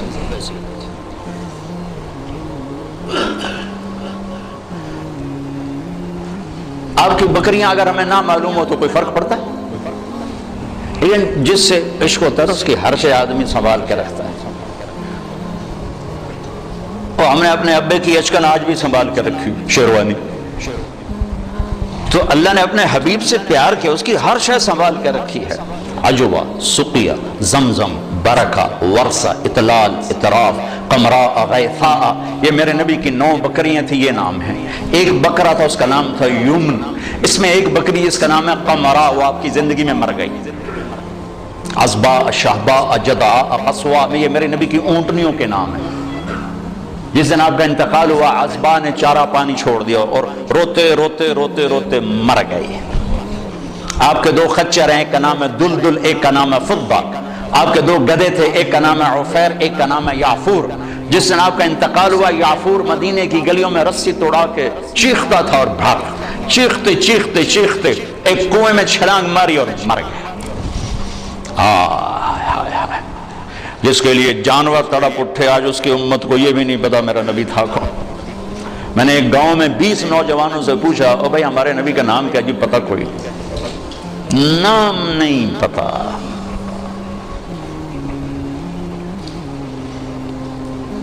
اب جمعہ کا خطبہ دیا کرتے تھے، مجمع زیادہ ہو گیا، صحابہ نے کہا کہ ممبر بنے تاکہ آپ پیچھے نظر آئیں، کا بنا دو۔ ممبر بن گیا، آج پہلا دن ہے، یہ میرے نبی کے گھر کا دروازہ ہے، یہاں کھجور کا تنا ہے جس سے ٹیک لگا کے آپ بیان فرماتے تھے، اور یہ ممبر ہے۔ اب آپ وہاں سے نکلے اور وہ کھجور کے تنے کو آپ نے کراس کیا اور ممبر پہ پاؤں رکھا۔ کھجور کا خشک بے جان تنا، حن حنین العشار، ایسے چیخا جیسے حاملہ اونٹنی چیخ مارتی، اور دوڑ دوڑ دوڑ دوڑ دوڑ ہل ہل کے رونے لگا۔ آپ نیچے اترے اور اس کو یوں سینے سے لگایا اور فرمایا، ایک تیرے ساتھ وعدہ کرتا، تو چپ ہو جا، مجھے ممبر پہ جانے دے کہ لوگوں کو ضرورت ہے پیچھے مجھے دیکھنے کی۔ میں تیری جدائی کے بدلے وعدہ کرتا ہوں تمہیں جنت کا درخت بنوا دوں گا اور جنتی تیرے میوے کھائیں گے۔ تو وہ آہستہ آہستہ چپ ہوا، پھر اس کی ہچکیوں کی آواز آ رہی تھی، یہ آواز آ رہی، پھر ایک دم زمین پھٹی اور وہ اس میں غائب ہو گئی، اور میرے نبی کا وعدہ سچا ہو گیا۔ سب کی آنکھوں کے سامنے اللہ نے اسے اٹھا کے وہ پہنچایا جنت۔ اوفو بھائیو، ہم نے صرف درود پڑھنے کے لیے اپنا نبی رکھا ہوا ہے، بابا نبی پہ درود پڑھ دو بھائی۔ اس کو بطور رہبر مانا ہی کوئی نہیں، بطور قائد مانا ہی کوئی نہیں۔ لا الہ الا اللہ اندر کی چیز ہے، محمد رسول اللہ باہر کی چیز ہے۔ اب لا الہ الا اللہ دکھا نہیں سکتے، محمد رسول اللہ چھپا نہیں سکتے۔ لا الہ الا اللہ بتانا پڑے گا، محمد رسول اللہ چھپانا پڑے گا۔ لا الہ الا اللہ بیج ہے، محمد رسول اللہ درخت ہے۔ لا الہ الا اللہ جڑ ہے، محمد رسول اللہ شجر ہے۔ لا الہ الا اللہ اندر میں جاتا ہے، محمد رسول اللہ باہر نکلتا ہے۔ جتنا لا الہ الا اللہ اندر جاتا ہے اتنا محمد رسول اللہ باہر نکلتا ہے۔ جتنا اس کی جڑیں گہری ہوتی ہیں اتنا اس کا سایہ طاقتور ہوتا ہے، کھنا ہوتا ہے، پھلدار ہوتا ہے، پھولدار ہوتا ہے، خوشبودار ہوتا ہے۔ لا الہ الا اللہ پاسپورٹ ہے، محمد رسول اللہ ویزا ہے۔ پاسپورٹ کے بغیر سفر نہیں ہو سکتا، ویزے کے بغیر انٹری نہیں ہو سکتی۔ مرنے سے پہلے ویزا لگوا لو، مرنے سے پہلے ویزا لگواؤ، محمدی ویزا لگوانا پڑے گا۔ جنت کے دروازے پر نہیں، پلسرات پر ہی ویزا مانگو، ویزا دکھاؤ، ویزا ہے جائیے، ویزا نہیں واپس۔ اللہ نے ایک کام خود کر دیا، پاسپورٹ ہمیں خود بنا کے دے دیا، پاسپورٹ خود بنا کے دے دیا۔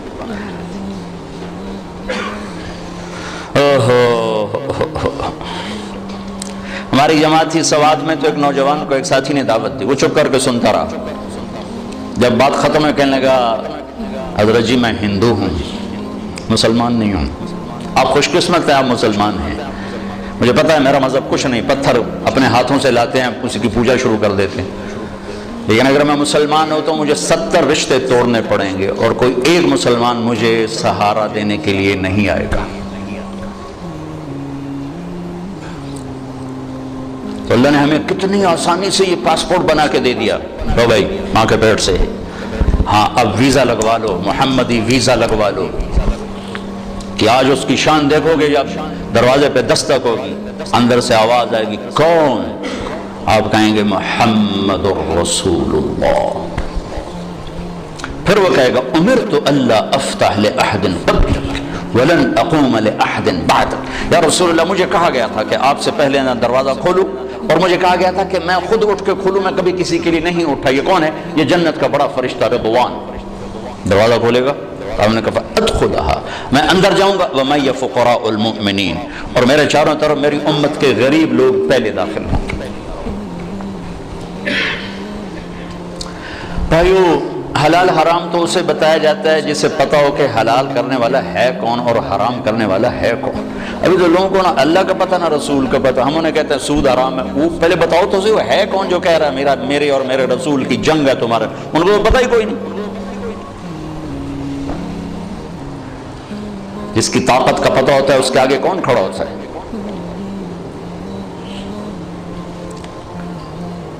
تیمور کا سفیر جب کسی بادشاہ کے دربار میں جاتا تھا تو وہ گھوڑے سے نہیں اترتا تھا، وہ گھوڑے پر بیٹھے بیٹھے تیمور کا خط یوں پھینکتا تھا، اور جو اس ملک کا بادشاہ نیچے اتر کے جھک کے وہ خط اٹھاتا تھا، کہ اس کا بخت کی طاقت کا سب کو پتا تھا کہ وہ کیا بلا ہے۔ دنیا کا آخری فاتح ہے تیمور، تیمور کے بعد فاتح کوئی نہیں آیا، آخری فاتح تیمور ہے۔ ایک چھوٹے سے بادشاہ کی طاقت جھکا دیتی تھی بادشاہوں کو، ادھر سے اللہ اور نیچے رسول کہہ رہے ہیں فَأَذَنُوا بِحَرْبٍ مِّنَ اللَّهِ وَرَسُولِهِ، یا سود چھوڑ دو یا اللہ اس کا رسول لڑنے کے لیے آ رہے ہیں۔ کسی کے کان پہ جوں نہیں رینگتی کہ وہ نہ اللہ کو جانتے نہ رسول کو جانتے۔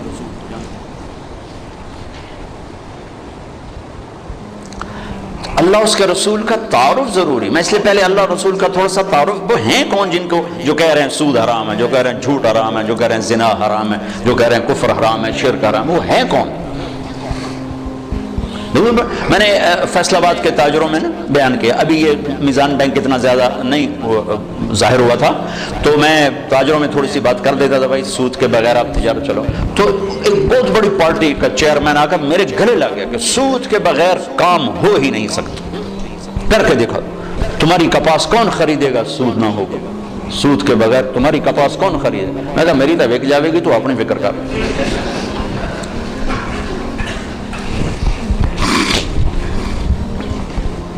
تو میں انہیں معذور سمجھتا ہوں، مسلمان ہیں، نیک آدمی ہیں، لیکن پتہ کوئی نہیں، وہ دلیر ہو کے نہیں کر رہے، وہ نادان ہو کے کر رہے ہیں، پتہ ہی کوئی نہیں ان کو کہ کہنے والا کون ہے اور آگے فرمان سنانے والا کون ہے۔ لا الہ الا اللہ محمد الرسول اللہ، کیا اللہ نے جوڑ کے کلمہ بنایا ہے، سبحان اللہ۔ لا الہ الا اللہ 12 حرف ہیں، محمد الرسول اللہ بھی 12 حرف ہیں، اور الف با تا ثا جیم ہا خا میں کچھ حروف ہیں نقطے والے، ان کو کمزور کہا جاتا ہے، یہ موجم ہوتے ہیں، یہ کمزور ہوتے ہیں، اور کچھ ہوتے ہیں بغیر نقطے والے، انہیں محمل کہا جاتا ہے، یہ طاقتور ہوتے ہیں۔ کمزور طاقت کی ایک چھوٹی سی یعنی بات واضح کرنے کے لیے کہ با کو مطلب بتانے کے لیے نقطے کی ضرورت، ٹھیک ہے، لیکن الف کو مطلب اپنا بتانے کے لیے نقطے کی ضرورت نہیں ہے.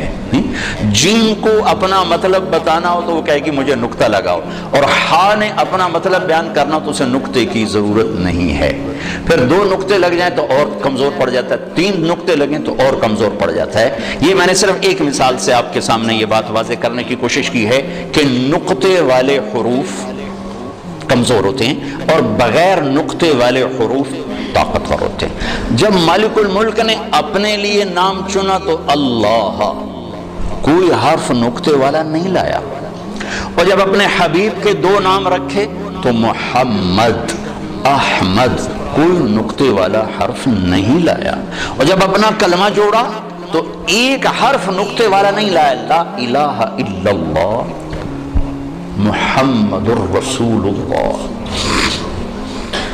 اور لا الہ الا اللہ بھی 12 حرف ہیں اور محمد الرسول اللہ بھی 12 حرف ہیں. اور میرے نبی نے مثال دے کر کہا کہ اس ذات کی قسم جس کے قبضے میں میری جان ہے، 7 زمینیں، 7 آسمان، ان کے سمندر، دریا، پہاڑ، جنگل، درند، پرند، چرند، اور عرش، فرش، لوح، قلم، کرسی، جنت، جہنم، جبریل، میکائیل، یہ تو میں تفصیل کر رہا ہوں، اسرائیل، اسرافیل، اور ساری کائنات اللہ کے سوا ایک پلڑے میں رکھو اور لا الہ الا اللہ لکھ کر دوسرے میں رکھو، لرجحت بہن لا الہ الا اللہ. تو ذات کی قسم جس سے قبضے میں میری جان ہے، لا الہ الا اللہ سب کو ہوا میں اٹھا دے گا. یہ ہمارے دل میں ہے، یہ ہماری زبان سے جھوٹ کو نہیں اٹھا رہا، ہماری آنکھوں سے غلط دیکھنے کو نہیں اٹھا رہا، ہمارے کانوں سے غلط سننے کو نہیں اٹھا رہا، اندر کے بغض کو نہیں نکال رہا ہے کہ نہ اللہ کا پتہ ہے نہ محمد کا پتہ ہے صلی اللہ علیہ وسلم.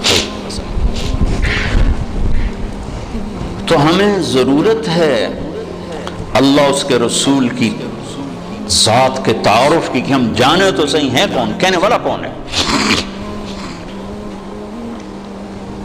تو پہلا نقش لا الہ الا اللہ وہ دھندلا ہو گیا ہے. محمد الرسول اللہ یہ پہلا نقش ہے، یہ دھندلا ہو چکا ہے. تو سارا بازار جھوٹ پہ چلا گیا، سود پہ چلا گیا، کھوٹ پہ چلا گیا، ظلم پہ چلا گیا، ستم پہ چلا گیا. ساری سیرت میں سے 3 چیزیں میں نے نکالی ہیں. عروج و زوال کے 3 اسباب ہیں. جس قوم میں عدل ہوگا، جس قوم میں سچائی ہوگی، جس قوم میں دیانت ہوگی، انہیں زوال نہیں آ سکتا. چاہے وہ مسلمان ہے چاہے وہ دہری ہے. دہری ہے کوئی مزہ والا نہیں، اللہ کو مانتا ہی نہیں ہے. اگر ان میں عدل ہے، اگر ان میں سچائی ہے اور ان میں دیانتداری ہے، انہیں زوال نہیں آ سکتا. آخرت کا فیصلے آگے ہیں، دنیا میں انہیں زوال نہیں آ سکتا، ان پہ کوئی غالب نہیں آ سکتا. جس قوم میں ظلم ہوگا، جس قوم میں جھوٹ ہوگا، جس قوم میں بددیانتی اور دھوکہ ہوگا، انہیں کبھی عزت مل نہیں سکتی، چاہے ساری قوم مسجد میں تہجد میں حاضر ہو اور بیت اللہ حاجیوں اور عمرے والوں سے بھرا پڑا ہو، اعتکاف کرنے والوں سے مسجدیں تنگ پڑ جائیں، لیکن اگر جھوٹ ہے، ظلم ہے اور دھوکہ ہے، عزت کا خواب بھی نہ دیکھیں، ذلت اور پستی مقدر ہو جائے گی. میرے نبی ایک پورا زندگی کا پروگرام لے کر، صرف 5 وقت کی نماز تھوڑے لے کر آئے تو 2 گھنٹے کا کام ہے، باقی کیا کریں.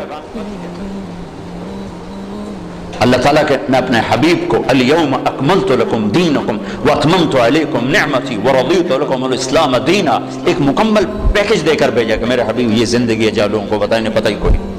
اس کا ایک سرا اللہ سے ملتا ہے جس کو عبادت کہتے ہیں، دوسرا سرا انسانوں سے ملتا ہے جس کو اخلاق کہتے ہیں. انہی 2 کی دعوت دیتے دیتے آپ دنیا سے چلے گئے. السلام ما ملکت ایمانکم، اے میری امت ایک نماز نہ چھوڑنا، ایک ماتحتوں پہ رحم کرنا، اپنے ماتحتوں پر رحم کرنا، اپنے غلام، نوکر، ملازم، کمزور پہ رحم کرنا. سارا میرے نبی کا دین 2 چیزوں میں آتا ہے. ایک اللہ کا حق ہے جس میں عبادات ہیں، مختصر سا وہ چیپٹر ہے، 5 نمازیں ہیں اور 1 مہینے کے روزے ہیں، اور اس کے بعد حج اور زکوٰۃ مالداروں پر ہے، غریبوں پر ہے ہی کوئی نہیں. پھر حج بھی صرف صحت مند مالدار پر ہے، جو جانے کے قابل نہیں اس سے بھی اللہ معاف فرماتا ہے. لیکن باقی 24 گھنٹے کی زندگی میں میرا نبی ایک پورا دستور لے کر آیا ہے. معاشرہ چلتا ہے میاں بیوی سے، ماں باپ سے نہیں. پہلا رشتہ میاں بیوی کا اللہ نے بنایا، پہلا رشتہ میاں بیوی کا بنا، آدم اور حوا، اور آخری رشتہ بھی میاں بیوی کا بنے گا. جنت میں جوڑا جوڑا میاں بیوی رہیں گے، اکٹھے ہوں گے سارے. وَمَنْ صَلَحَ مِنْ آبَائِهِمْ وَأَزْوَاجِهِمْ وَذُرِّيَّاتِهِمْ، اکٹھے ہوں گے. لیکن جنت کی شروع بھی میاں بیوی ہے اور جنت کا اینڈ بھی میاں بیوی ہے. ابتدا بھی میاں بیوی سے کروائی آدم حوا، اور انتہا بھی میاں بیوی سے کروائی کہ ہر آدمی جنت. اور جو یہاں بغیر شادی کے مر جاتے ہیں اللہ تعالیٰ ان کے وہاں اپنی ثوابدید پر ان کے نکاح کروائے اور ان کی شادی. کوئی عورتیں بغیر لڑکیاں ہوتی ہیں جوانی میں مر گئے، کوئی لڑکے جوانی میں مر گئے، کوئی شادی نہیں ہوئی مر گئے، تو اللہ تعالیٰ ان کی جنت میں خود شادیاں کروائے گا.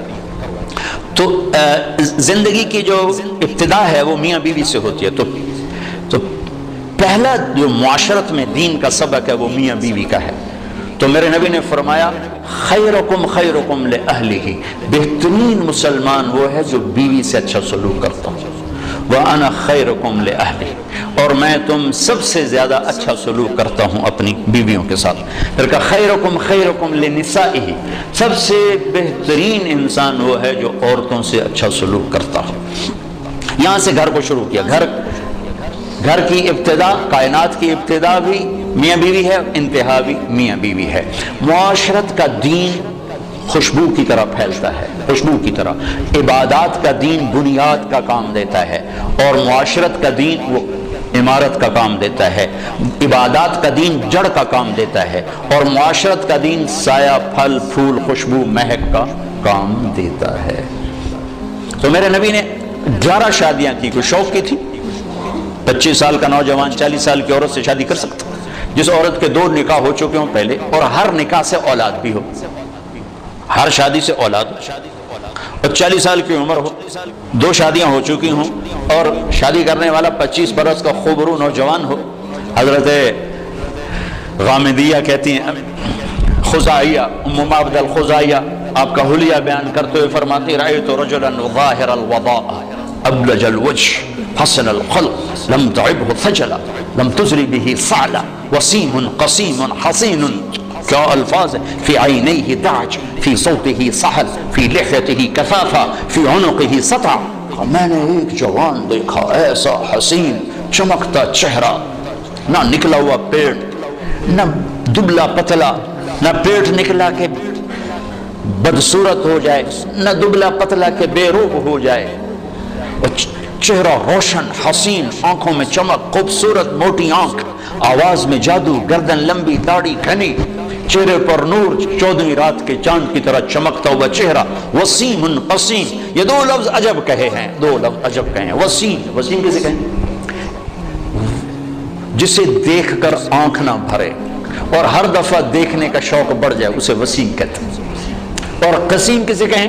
جو ہر طرف سے خوبصورت ہو، سر سے لے کر پاؤں تک، ناخن کے انگوٹھے سے سر کے بال تک حسن ہی حسن کا پیکر ہو، اسے قسیم کہتے ہیں. تو کائنات میں حسین بہت آئے، وسیم ایک ہی آیا. خوبصورت بہت آئے، قسیم ایک ہی آئے، وہ ہے محمد الرسول اللہ صلی اللہ علیہ وسلم، جن کو دیکھ کے آنکھ نہیں بھرتی تھی. اور ہر طرف سے حسن حسن. 40 سال کی عورت سے شادی ہو رہی اور پوری جوانی ایک عورت کے ساتھ گزارتی. 50 سال آپ کی عمر ہوئی تو حضرت خدیجہ کا انتقال ہو، 65 سال کی عمر اور اس کے بعد شادیوں کی لائن لگ گئی. معاشرت سمجھانی تھی، زندگی سمجھانی تھی. آپ نے فرمایا ما زوجت وما تزوجت الا بوحی من السماء اتى به جبرائیل.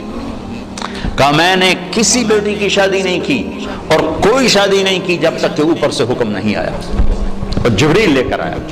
آپ نے فرمایا ما تزوجت وما زوجت الا اہل الجنہ.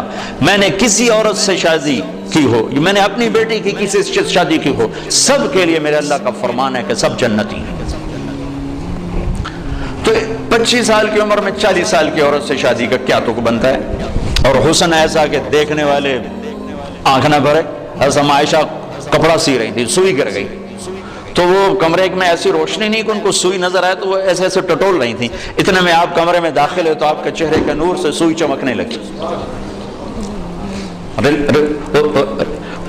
عکس پڑتا ہے نا.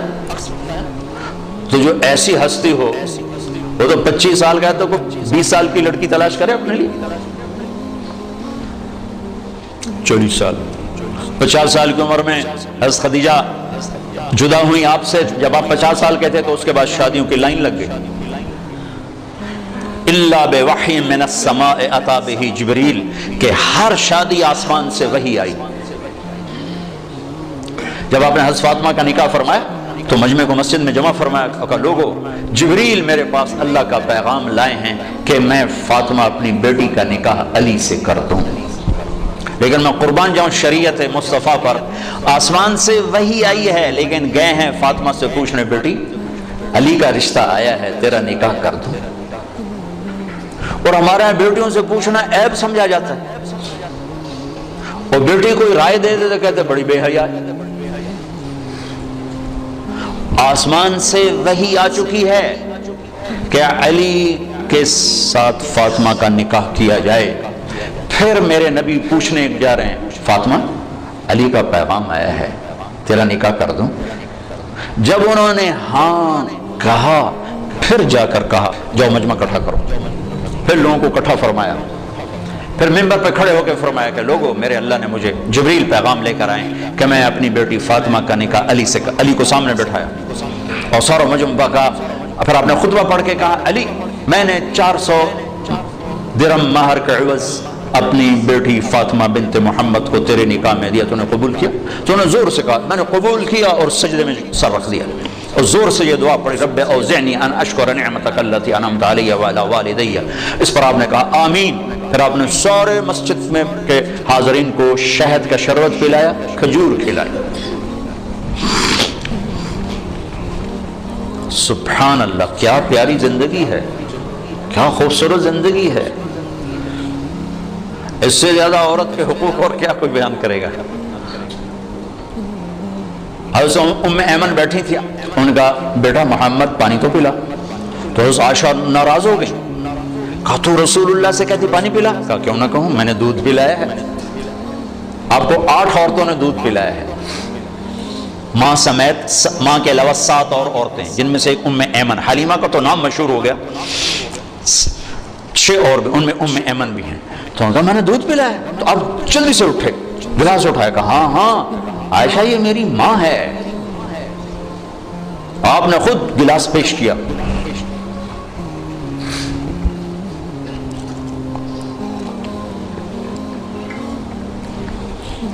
تو چونکہ زندگی گھر سے شروع ہوتی، دفتر سے نہیں، گھر سے شروع ہوتی۔ ہمارے ایک استاد بڑے شفیق تھے، لیکن جب آگے کبھی ڈانٹنا شروع کرتے ہم کہتے لگتا ہے استاد جی گھر دینا لڑتے آئے ہوئے، اور ہم دائیں بائیں سے خبر لیتے تو تقریباً وہ خبر سچی ہوتی تھی۔ لڑائی گھر میں اور غصہ ہم پہ نکل رہا، جب آدمی کا گھر ڈسٹرب ہوتا ہے تو پھر دفتر بھی ڈسٹرب ہوتا ہے۔ تو تم دعا کرو تمہارے بعض گھروں میں نہ لڑے تاکہ تمہارے ساتھ ٹھیک رہے۔ زندگی کی ابتدا گھر سے ہے، گھر سے۔ تو ایک گھرانہ کیسا ہونا چاہیے، اور ایک گھر کی آبادی کا دار و مدار کس پر ہے؟ اللہ کی قسم پیسے پر نہیں ہے، وہ میرے نبی کے اخلاق پر ہے، میرے نبی والے سلوک پر ہے۔ چونکہ زندگی چیزوں کا نام نہیں، میزان بینک کا نام زندگی نہیں ہے، معیشت کا نام زندگی نہیں ہے، زندگی احساسات کا نام ہے۔ احساسات جب پروان چڑھتے ہیں تو زندگی خوشحال ہوتی ہے، روٹی ملے یا نہ ملے، اور احساسات جب مجروح ہوتے ہیں تو زندگی زخمی ہو جاتی ہے، اور پھر زندگی ماند پڑ جاتی ہے، چاہے سونے چاندی کے زیور میں لدا ہوا گھرانہ کیوں نہ ہو۔ جب احساسات بکھرتے اور ٹوٹتے ہیں تو زندگی تباہ ہو جاتی ہے، جب احساسات پروان چڑھتے ہیں تو زندگی آباد ہو جاتی ہے، اور احساسات کو پانی ملتا ہے نبی والے اخلاق سے، زیور سے نہیں، پیسے سے نہیں، ڈگری سے نہیں۔ تو میرے نبی، میرے بھائیو، ایک زندگی دے کر گئے ہیں جو شروع ہوتی ہے گھر سے۔ ایک گھر کو بچانے کے لیے سینکڑوں آیات قرآن نے اتاری۔ میں تو مفتی نہیں، مفتیوں سے سنی بات بتا رہا ہوں کہ ایک آدمی کہتا ہے انشاءاللہ میرا یہ پلاٹ مسجد کے نام وقف، تو اس کے یہ کہنے پر وہ وقف ہو گیا، اب وہ واپس نہیں لے سکتا، اس لیے کہ اللہ خود چاہتا ہے کہ تم اللہ کے نام پہ خرچ کرو۔ تو میں کہتا ہوں جی انشاءاللہ میرا یہ قالین مسجد کے نمازیوں کے لیے وقف ہو گیا، تو اب یہ ہو گیا، میں واپس نہیں لے سکتا۔ لیکن ایک آدمی یوں کہتا ہے انشاءاللہ میری بیوی کو طلاق، تو یہ مفتی کہتے ہیں نہیں ہوئی، اس نے کہا تھا اگر اللہ چاہے تو میری بیوی کو طلاق، اور اللہ چاہتا ہی نہیں کوئی اپنی بیوی کو طلاق دے، اس لیے یہ طلاق نہیں ہوئی۔ ایک گھر کو بچانے کے لیے سینکڑوں ہزاروں سورہ نساء، سورہ مریم، سورہ طلاق، سورہ تحریم۔ آپ نے کہا علی طلاق سے بچنا، جب طلاق دی جاتی ہے تو اللہ کا عرش کانپ اٹھتا ہے، جب گھر بگڑتا ہے تو وہاں سے معاشرہ بگڑتا ہے، جب گھر سنورتا ہے تو وہاں سے معاشرہ سنورتا ہے۔ تو پہلا میاں بیوی ہے، ان کا آپس میں سلوک کیسا ہے؟ اور چونکہ کسی کی لڑکی کو مرد لے کے جاتا ہے تو اس کی طرف شریعت زیادہ متوجہ ہے، عاشروہن بالمعروف، ان عورتوں سے اچھا سلوک کرنا، ان سے حسن سلوک، ان سے میٹھا بول، ان سے درگزر۔ کمزور سے کیا لڑنا؟ ایک نوجوان آیا کہنے لگا جی بیوی سے جھگڑا رہتا ہے، کوئی وہ دو مجھے، کوئی تویز دو۔ میں نے کہا بیویوں پہ تویز چلتے ہی نہیں۔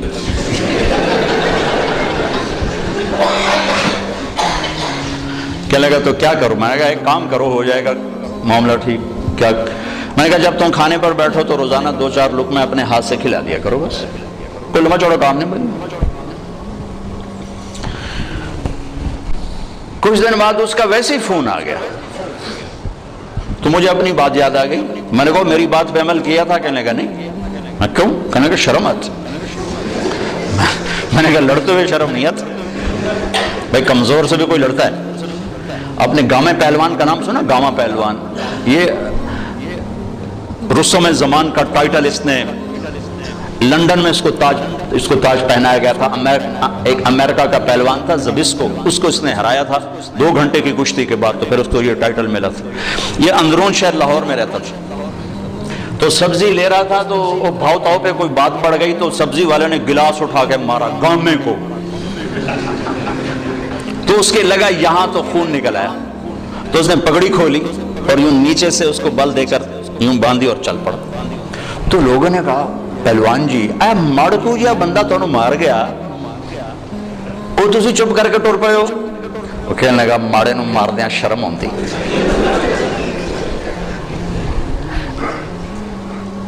وہ کہنے لگا کمزور پہ ہاتھ اٹھاتے ہوئے شرم آتی ہے، کیا کروں؟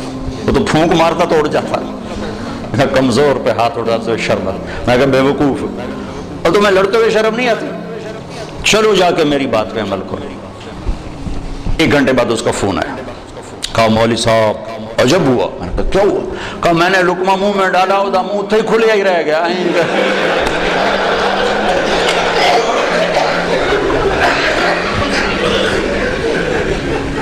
اس نے کہا یہ تمہیں کسی اور نے پٹی پڑھائی ہے، تو نہیں کر سکتا، مجھے بتا کس نے؟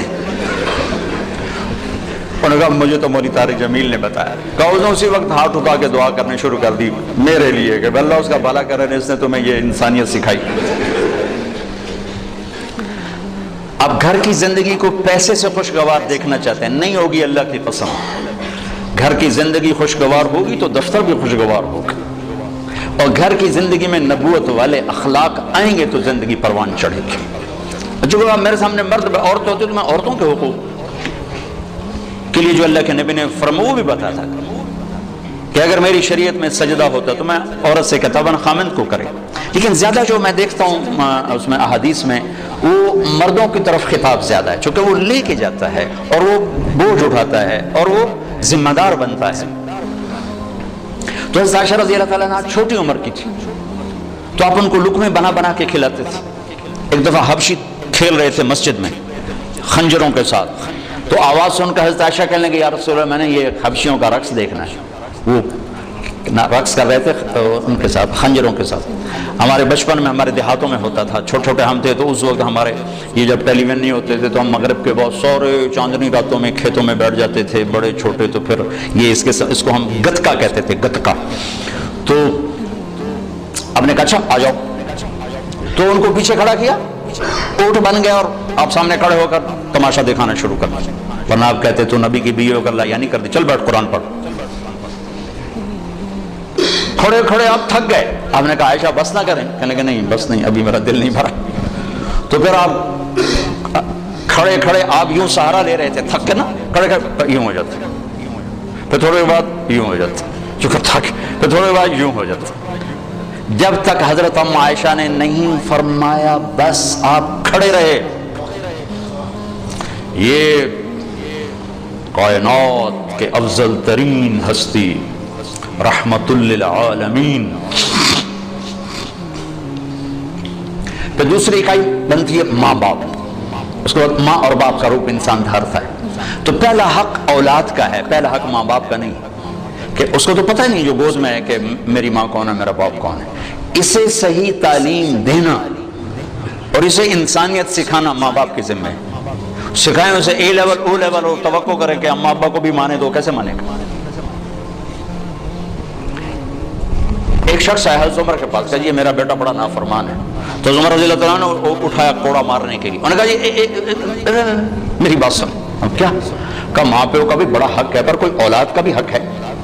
آپ نے کہا ہاں. تو ذرا بتا دیں.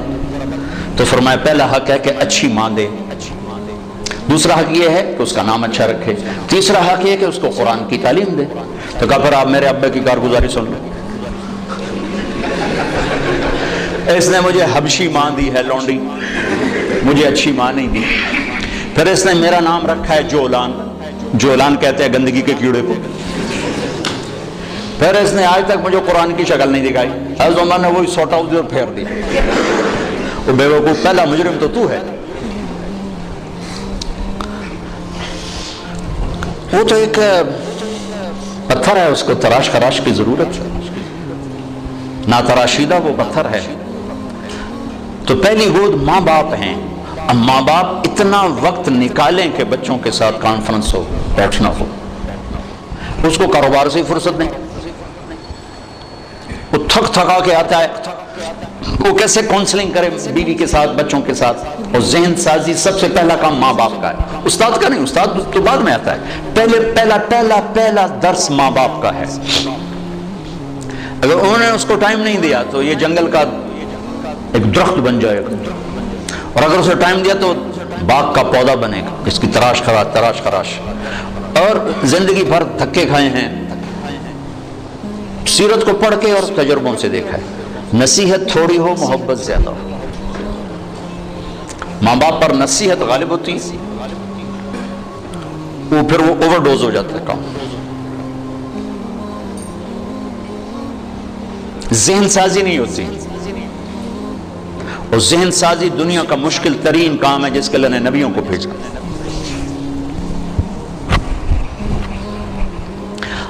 اب مصیبت یہ ہے کہ جس نے ادھار بیچا ہو، ادھار خریدا ہو، وہ گھر میں حاضر ہو کے بھی غیر حاضر ہوتا. ہماری ساری تجارت تو چلی گئی ادھار. اور ہوس زیادہ ہے، اسباب تھوڑے ہیں. تمنا زیادہ ہے، اسباب تھوڑے ہیں. تو ذہن فارغ ہی نہیں ہوتا. کن قانعا تکن اغنى الناس. قناعت اختیار کر، سب سے بڑا غنی بن جا.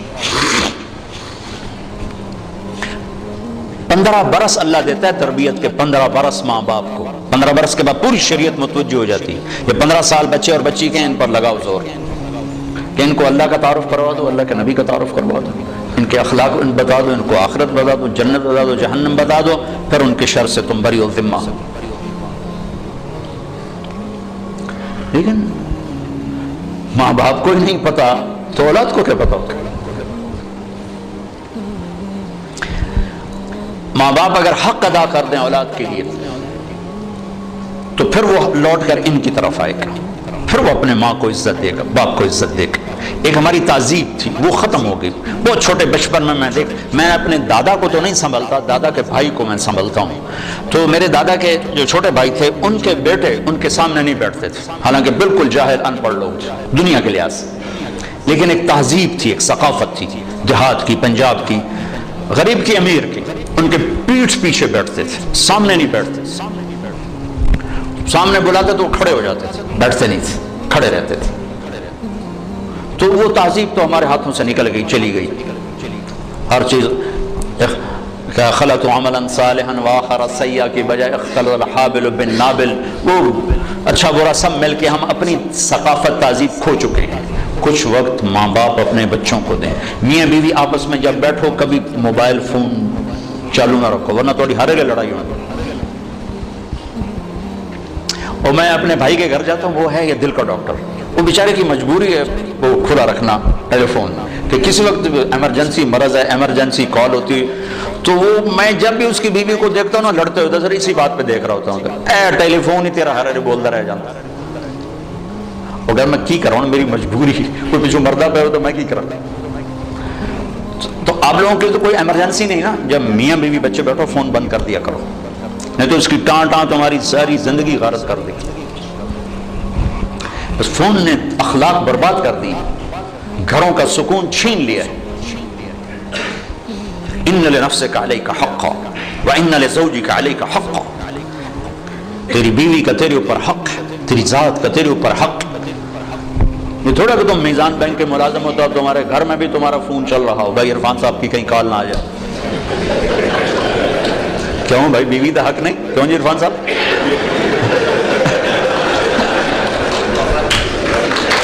ہوئے ہوئے ہوئے ہوئے بڑے خوش ہوئے۔ بند کرو فون جب بچوں کے پاس بیٹھو۔ اللہ نے ہمیں خوبصورت زندگی دی ہے، ہم کو مشین تھوڑے ہیں کہ بٹن آن کر دو چل نہیں، مشین بھی چل چل کے آتے میرا تیل تھا بٹا، میرا موبائل تھا بٹا۔ میرا اپنے نبی کی پاکیزہ سیرت پڑھو کہ آپ نے زندگی کیسے گزارے۔ پھر جب میاں بیوی کی کونسلنگ ہو، پھر اولاد کو، پھر وہ حق واپس ماں باپ کو ملتا ہے کہ اولاد ماں باپ کی فرما بردار ہوتی، ان کی آنکھوں کی ٹھنڈک بنتی، ان کے لیے وہ راحت بنتی۔ لیکن جب ہم ان کو ٹائم نہیں دیتے تو پھر ماں باپ کے حقوق سناتے رہو۔ حالانکہ میرے نبی نے فرمایا تھا کاش میری ماں زندہ ہوتی، میں ان کی ایسی نوکری کرتا، میں عشاء کی نماز کے مصلی پر ہوتا اور میں سورۃ فاتحہ پڑھ رہا ہوتا اور ادھر سے آواز آتی محمد، تو میں ماں کے لیے نماز توڑ دیتا۔ اتنی بڑی حسرت کا اظہار، اور مائیں ذلیل ہو رہی۔ کون سا گھر ہے جہاں ماں ذلیل نہیں ہوتی؟ اتنی بڑی ہستی فرما رہے ہیں نماز توڑ دیتا۔ آخری حج میں جب ابوا کے قریب پہنچے، 60-70 ہزار کا مجمع تھا آپ کے ساتھ، اور قریب پہنچے تو اونٹنے کا رخ ماں کی قبر کی طرف پھیر دیا۔ وہاں ابوا میں قبر ہے حضرت آمنہ کی۔ سن 2000 میں گیا تھا تو میں وہاں اس جگہ، وہ آدمی جا تو سکتا نہیں، کوئی رہبر ہو تو جا سکتے ہیں، تو اللہ نے ایک رہبر ٹکرا دیا تھا تو میں وہاں پہنچا تھا۔ زندگی گزری سفروں میں، ایسا سفر کبھی نہیں کیا۔ بیت اللہ کے اندر 2 دفعہ گیا، وہ کیفیت نہیں بنی جو حضرت آمنہ کی قبر پہ بنی۔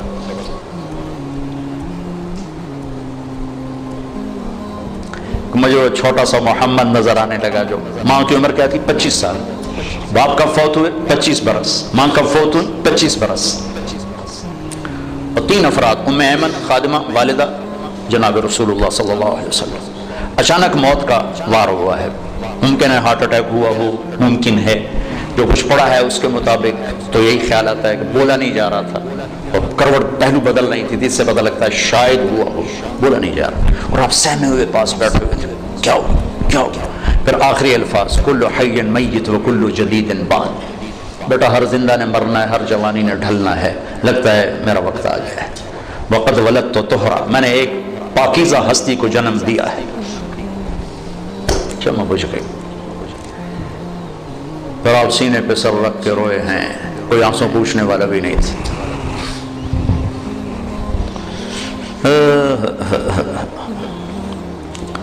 پتھر جوڑ کے وہاں نیچے اترے تو آپ پھر بھاگ کے اوپر چڑھ گئے، پہاڑ ہے اتنا اونچا، اس سے تھوڑا سا اونچا ہے، پھر اوپر چڑھ گئے۔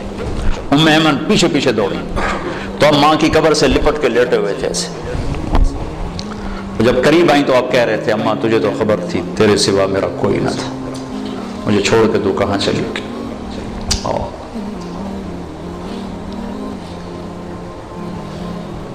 دوبارہ جہاں ایک دفعہ چلا جاؤں دوبارہ جانے کی تمنا نہیں ہوتی، وہاں جانے کی تمنا ہوتی کہ دوبارہ اللہ موقع دے تو میں وہاں جاؤں۔ ایک وقت اثر ڈھل چکی تھی کافی، فضا میں بھی وہ سرخی چھا چکی تھی تو موسم سوگوار ایک وہ مقام، پھر وہ پڑا ہوا سامنے 14 صدی کے پردے ہٹاتے ہٹاتے ہٹاتے میں وہاں بے خود کھڑا رہا. واہ میرے رب، جس کو تو نے حبیب بنایا اسے اتنے بڑے دکھ میں ڈالا. ہوئے ہوئے ہوئے کمال کرتے. باپ دیکھا نہیں، بہن ہے نہیں، بھائی ہے نہیں، چلو مکے میں موت دے دیتا کوئی، دادا دادی کوئی تو چاہ لیتا. جنگل میں موت تھی. کبھی اللہ تمہیں موقع دے تو دیکھنا جا کے وہ جنگل. میں تو یہ واقعہ ہزاروں دفعہ سنا چکا ہوں، ہر دفعہ روتا ہوں. حالانکہ آدمی عادی ہو جاتا ہے ایک چیز جب بار بار سنتا سناتا ہے، لیکن مجھے نہیں یاد کہ یہ کہتے ہوئے کبھی میں آپ دیدہ نہ ہوں. ہائے ہائے ہائے. تو میمن نے اٹھایا، بیٹا اٹھو. کہا نہیں میں نہیں جاؤں گا، مجھے ادھر ہی چھوڑ دو. کھینچ کے لائی نیچے گھسیٹتے ہوئے. میں اس خوبصورت حال میں وہ کیفیت کیسے منتقل کروں جو وہاں میرے اوپر طاری تھی. مکے تک روتے ہی آئے ہیں، روتے ہی آئے. تو زخم اتنا گہرا تھا کہ 6 برس اور 63 سال 57 برس گزر گئے، زخم نہیں بھرا. تو آپ نے اپنی اونٹنی کا رخ ادھر موڑ دیا. اپریل کا مہینہ، شدید گرم. تو ماں کی قبر کے سرانے تشریف لائے، اونٹنی سے اترے اور یوں بیٹھے اور سر یہ نیچے دیا سے. پوری پوزیشن چھوٹے بچوں والی، جب زیادہ لمبا رونا ہو تو بچوں کو یہ پوزیشن بنتی. یوں سر دیا، پھر آنسوں کی برسات لگ گئی. روتے روتے ساری دم تب کرتے. اور اس قافلے کا انتظام ابوا بستی میں تھا. ابوا وہاں سے 10 میل دور ہے اندازاً. چونکہ میں پہلے ابوا گیا، وہاں سے کوئی رہبر ڈھونڈنا چاہا، ملا نہیں. پھر راستے میں ایک مل گیا تو اس کو لے کر تو پھر آپ نے فرمایا کہ میں ادھر ہی آج قیام کروں گا. وہاں نہیں گئے جہاں سارا انتظام تھا ٹھہرنے کا. ماں کے سرانے رات گزاری ہے. جن کے ہاتھ میں جنت کی چابی ہے، جن کے بغیر کوئی جنت میں جا نہیں سکتا. آپ نے کہا سارے نبیوں پر بھی جنت حرام ہے جب تک میں نہ چلا جاؤں. وہ اپنی ماں کے لیے ایسے بے قرار ہے. آج مائیں ذلیل ہیں. پوچھا گیا تھا میرے نبی سے قیامت کب آئے؟ کہا مجھے نہیں پتا. کہا کوئی نشانی؟ کہ جب مائیں ذلیل ہوں گی آ جائے گی. جب ماؤں کو ذلیل کیا جائے گا تو آ جائے گی. تو آپ سارا دن حساب کتاب میں لگے رہتے ہیں نا، دل سخت ہو جاتے ہیں. حساب کتاب حساب کتاب حساب کتاب. حضرت تھانوی رحمۃ اللہ علیہ نے لکھا ہے کہ جو صرف فقہ میں لگتے ہیں ان کے دلوں میں بھی سختی آ جاتی ہے. تحفۃ العلماء میں جو حساب کتاب ہے، فقہ بھی حساب کتاب ہے. یہ حلال یہ حرام، یہ حلال یہ حرام، یہ حلال یہ جائز یہ ناجائز، یہ شرط یہ فرض یہ واجب یہ سنت. تو نرمانے والی چیز تو قرآن و حدیث ہے. تو سارا دن حساب کتاب حساب کتاب حساب کتاب حساب. اور بھی دکھ ہیں زمانے میں محبت کے سوا، راحتیں اور بھی ہیں حساب کی راحت کے سوا. تھوڑی سی فیض سے معذرت کے ساتھ. تو کچھ وقت نکالو اپنے اللہ کے لیے، رسول کے لیے، گھر کے لیے، بچوں کے لیے. پورا دین ہے. عبادات کا دین تو ہے ہی چھوٹا سا. پھر وہ بشاشت کے ساتھ اپنے دفتروں میں آؤ. میرے نبی نے فرمایا اگر نرمی کی کوئی شکل ہوتی تو دنیا میں اس سے حسین کوئی شکل نہ ہوتی. لو کان الرفق خلقا لما رأى الناس خلقا احسن منه. اور بد اخلاقی کی کوئی شکل ہوتی اور سختی کی کوئی شکل ہوتی تو اس سے بدصورت شکل کوئی دنیا میں نہ ہوتی. ولو کان العنف خلقا لما رأى الناس خلقا اقبح منه. اگر سختی اور بد اخلاقی کی کوئی شکل ہوتی تو اس سے بدصورت کوئی شکل نہ ہوتی. نرمی کی کوئی شکل ہوتی تو اس سے حسین کوئی شکل نہ ہوتی. میرے اللہ نے اپنے حبیب جیسی ہستی سے فرمایا فَبِمَا رَحْمَةً مِّنَ اللَّهِ لِنْتَ لَهُمْ. میرے محبوب یہ تیرے رب کا کرم ہوا، بہت بڑا کرم ہوا کہ آپ نرم ہو گئے. اللہ نے اپنے نبی پہ احسان جتلائے. أَلَمْ يَجِدْكَ يَتِيمًا فَآوَى وَوَجَدَكَ ضَالًّا فَهَدَى وَوَجَدَكَ عَائِلًا فَأَغْنَى أَلَمْ نَشْرَحْ لَكَ صَدْرَكَ وَوَضَعْنَا عَنْكَ وِزْرَكَ الَّذِي أَنْقَضَ ظَهْرَكَ وَرَفَعْنَا لَكَ ذِكْرَكَ إِنَّا أَعْطَيْنَاكَ الْكَوْثَرَ۔ یہ مختلف جگہ پر اللہ تعالیٰ نے اپنے نبی پہ احسان جتلائے ہیں۔ جو احسان نرمی کا جتلایا ہے، نبوت کا بھی ایسا نہیں جتلایا۔ وَكَانَ فَضْلُ اللَّهِ عَلَيْكَ كَبِيرًا، یہ نبوت کا احسان ہے۔ اور جب کہا میرے نبی آپ کو میں نے نرم بنایا، آپ کو میں نے نرم بنایا، اس کو کیسے بیان کیا؟ فَبِمَا، ماں کا ترجمہ میں یوں کرتا ہوں کہ یہ اپنے بازو مشرق مغرب میں پھیلا دوں اور شمال جنوب میں پھیلا دوں اور یہ زمین آسمان کی طرف پھیلا دوں تو بھی ماں کی وسعت اس سے زیادہ ہے۔ ماں میرے حبیب لا محدود رحمت آپ کی طرف متوجہ ہوئی اور آپ نرم ہو گئے۔ اچھا، اتنے بڑے حبیب جو قاب قوسین او ادنی ہوں، اتنے بڑے حبیب کہ جو رحمت للعالمین کا ٹائٹل لیے ہوئے ہیں، اتنے بڑے نبی جو کافۃ للناس بشیر و نذیر ہوں، جو خاتم المرسلین ہوں، میرا اللہ کہہ رہا ہے اے میرے نبی لو کنت فظا، آپ جیسی ہستی کی زبان اگر سخت ہوتی، غلیظ القلب اور طبیعت میں بھی شدت ہوتی تو کیا ہوتا نتیجہ؟ یہ میزان بینک والے نہیں، یہ تو تنخواہ دار ہیں، یہ تیرے جان نثار، تیرے اوپر پروانہ وار قربان ہونے والے لن فضوا من حولک، یہ سب آپ کو چھوڑ کے چلے جاتے۔ محبوب مصطفیٰ جیسی ہستی میں سختی ہوگی تو لوگ چھوڑ جائیں گے۔ چھوڑنے والے کون؟ صحابہ۔ کون صحابہ؟ کلن وعد اللہ الحسنى، اے میرے نبی میرا وعدہ ہے تیرا کوئی صحابی جہنم میں نہیں جا سکتا، سب جنتی جنتی لوگ۔ محبوب مصطفیٰ اخلاق سخت ہوں گے تو چھوڑ جائیں گے۔ طارق جمیل کے اخلاق سخت ہوں گے تو اس کی تو اولاد اسے چھوڑ جائے گی، نوکر کہاں ہیں؟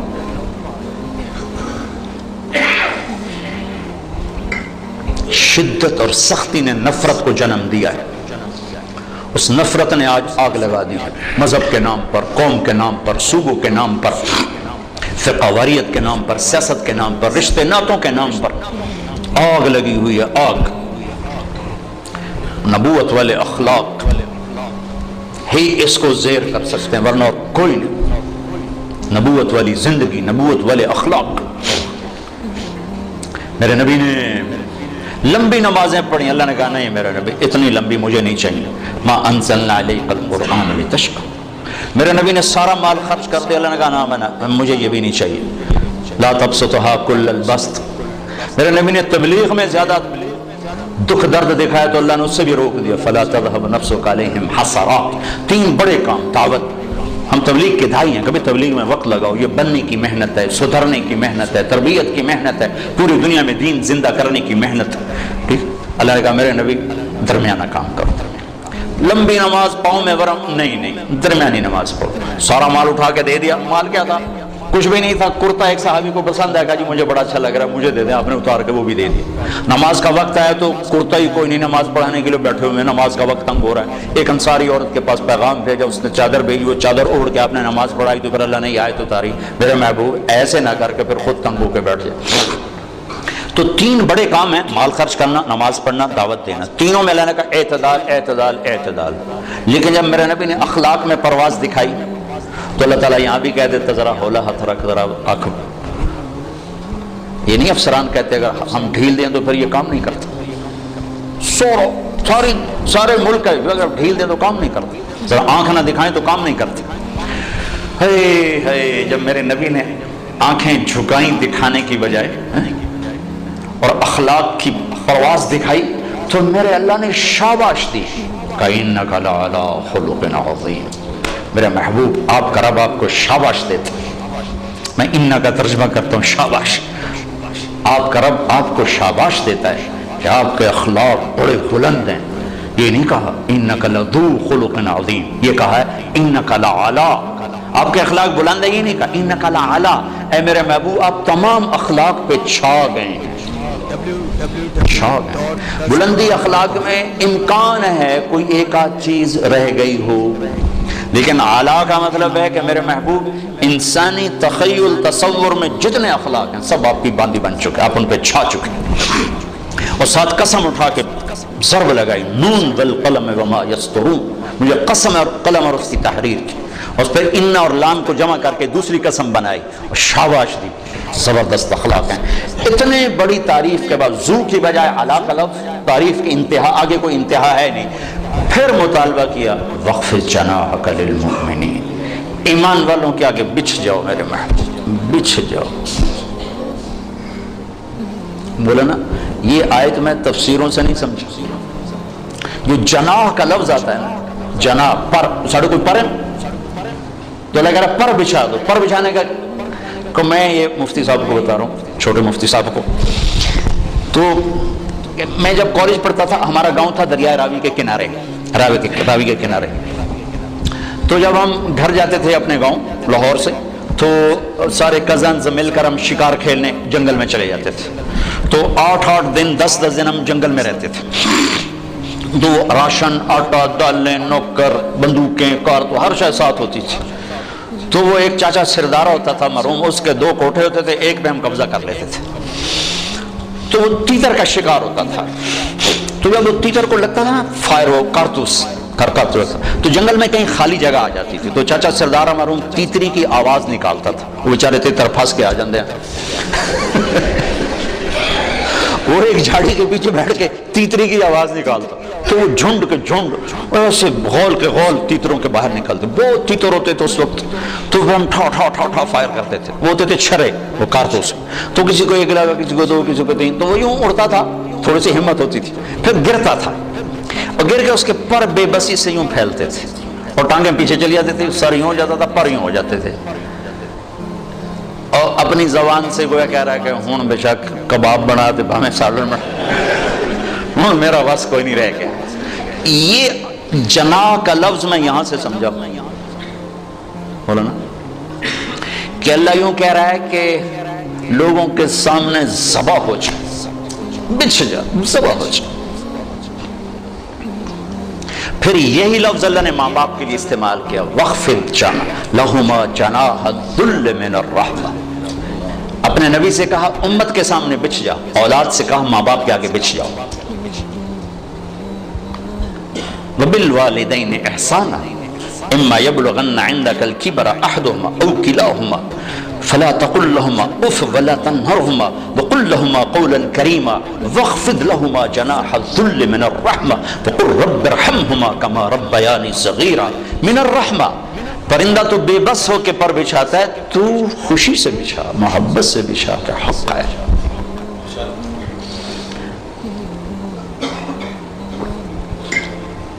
ایک شخص نے ماں کو حج کرایا کندھے پہ بٹھا کر، اور طواف تھا کرا رہا. طواف سے فارغ ہو کر حضرت عبداللہ بن عمر مل گئے، حضرت جی میں نے ماں کو حج کرا دیا، کندھے پہ بٹھایا، طواف کرایا، ماں کا حق ادا ہو گیا؟ تو انہوں نے کہا ابھی تو ایک سانس کا حق ادا نہیں ہوا. ایک سانس، ولا ظفرۃ واحدہ، لمبا سانس، تھک کے جب سانس لیا جب کو ظفرہ کہتے ہیں.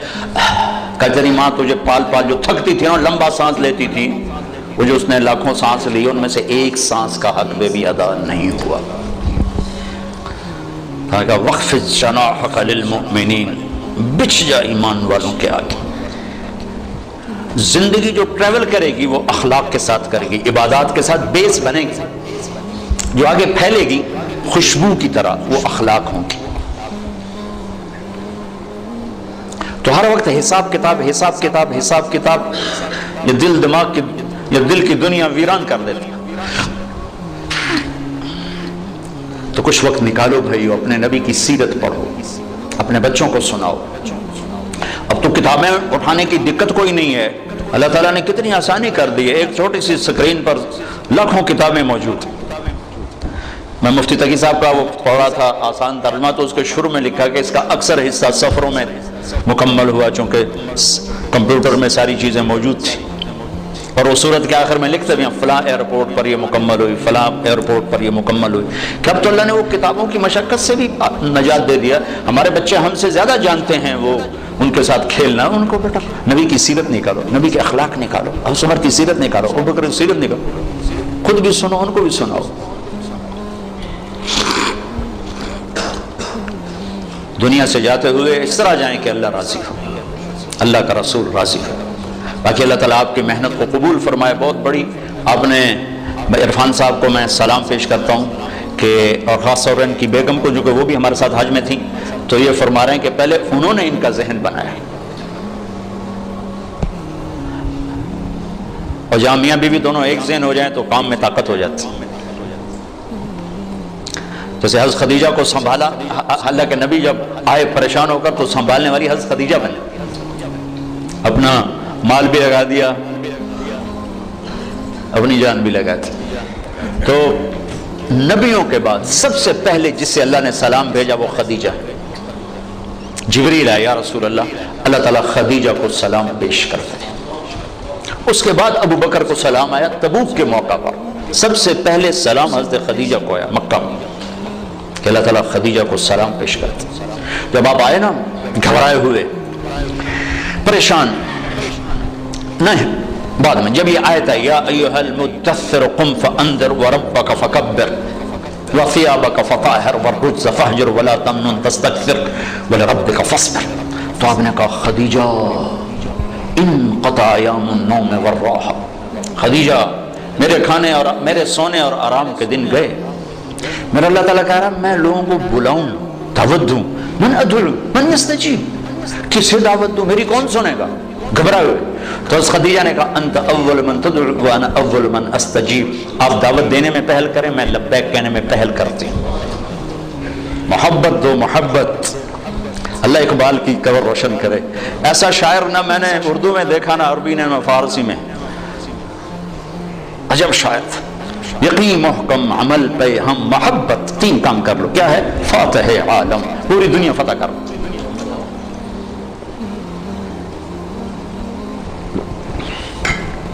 تو میرے محبوب کی ایک خوبصورت زندگی ہے جس میں معاشرت بھی ہے، معیشت بھی ہے، عبادت بھی ہے، عقائد بھی ہیں. ان سب کو زندہ کرنا اسلام ہے. آپ نے ایک چیز کو زندہ کیا ہے، سود سے لوگوں کو بچایا ہے، کوشش کر رہے ہو اللہ آپ کی مسائی کو قبول کرے. اپنے لیے بھی کچھ وقت نکالو کہ یہ تو دین کا ایک چھوٹا سا شعبہ ہے، معیشت، لیکن میرا اللہ سے تعلق ٹھیک ہو، میرا لوگوں سے تعلق ٹھیک ہو، میرا ماں باپ زندہ ہیں تو ان سے تعلق ٹھیک ہو، بیوی بچے ہیں تو ان سے تعلق ٹھیک ہو. ہمارا جوائنٹ فیملی سسٹم میں بعض اوقات ماں باپ کی مداخلت زندگی برباد کر دیتی، بعض اوقات بیوی کی مداخلت ماں باپ کو برباد کر دیتی. لیکن یہ واقعات تھوڑے ہیں، پہلے واقعات زیادہ ہیں کہ ماں باپ کی بے جا مداخلت وہ میاں بیوی کی زندگی کو برباد کر دیتی. اور آگے حدود کا پتہ نہیں ہے تو وہ ماں کے چکر میں بہت سے لوگ اپنی بیویوں کو تباہ کر بیٹھتے ہیں، اپنے بچوں پہ بیویوں پہ بڑی بڑی زیادتیاں کر جاتے ہیں. میں جو کہ پنجاب کا ہوں، دیہات کا ہوں، اور ذمہ دارہ معاشرت ہے، میں یہ ظلم بہت دیکھتا ہوں، بہت دیکھتا ہوں، بہت دیکھتا ہوں. میں 15 سال سے یہ مضمون بیان کر رہا ہوں. کتنی زیادہ ٹریفک ہو، لائن میں چل رہی ہو تو کوئی ٹریفک نہیں پھنستی، لیکن اگر ایک دوسرے کی لائن میں گھس جاؤ تو کھلوتے ہوئے ہم سارے دیں. تو ساس بہو کے اندر کی حدود میں جانا چاہتی ہے، بہو ساس کی حدود میں جانا چاہتی ہے، سسر میاں بیوی کی زندگی میں آنا چاہتا ہے، وہ اس کی زندگی میں آنا چاہتے ہیں، تو چار گاڑیاں پھنس جاؤں تو ٹریفک رک جاتا. 1 لاکھ گاڑی اپنی لائن میں جا رہی ہو، کوئی ٹریفک نہیں بند ہوتی. تو میرے نبی نے زندگی بتائی ہے، بیوی کا اپنا حق ہے، ماں باپ کا اپنا حق ہے.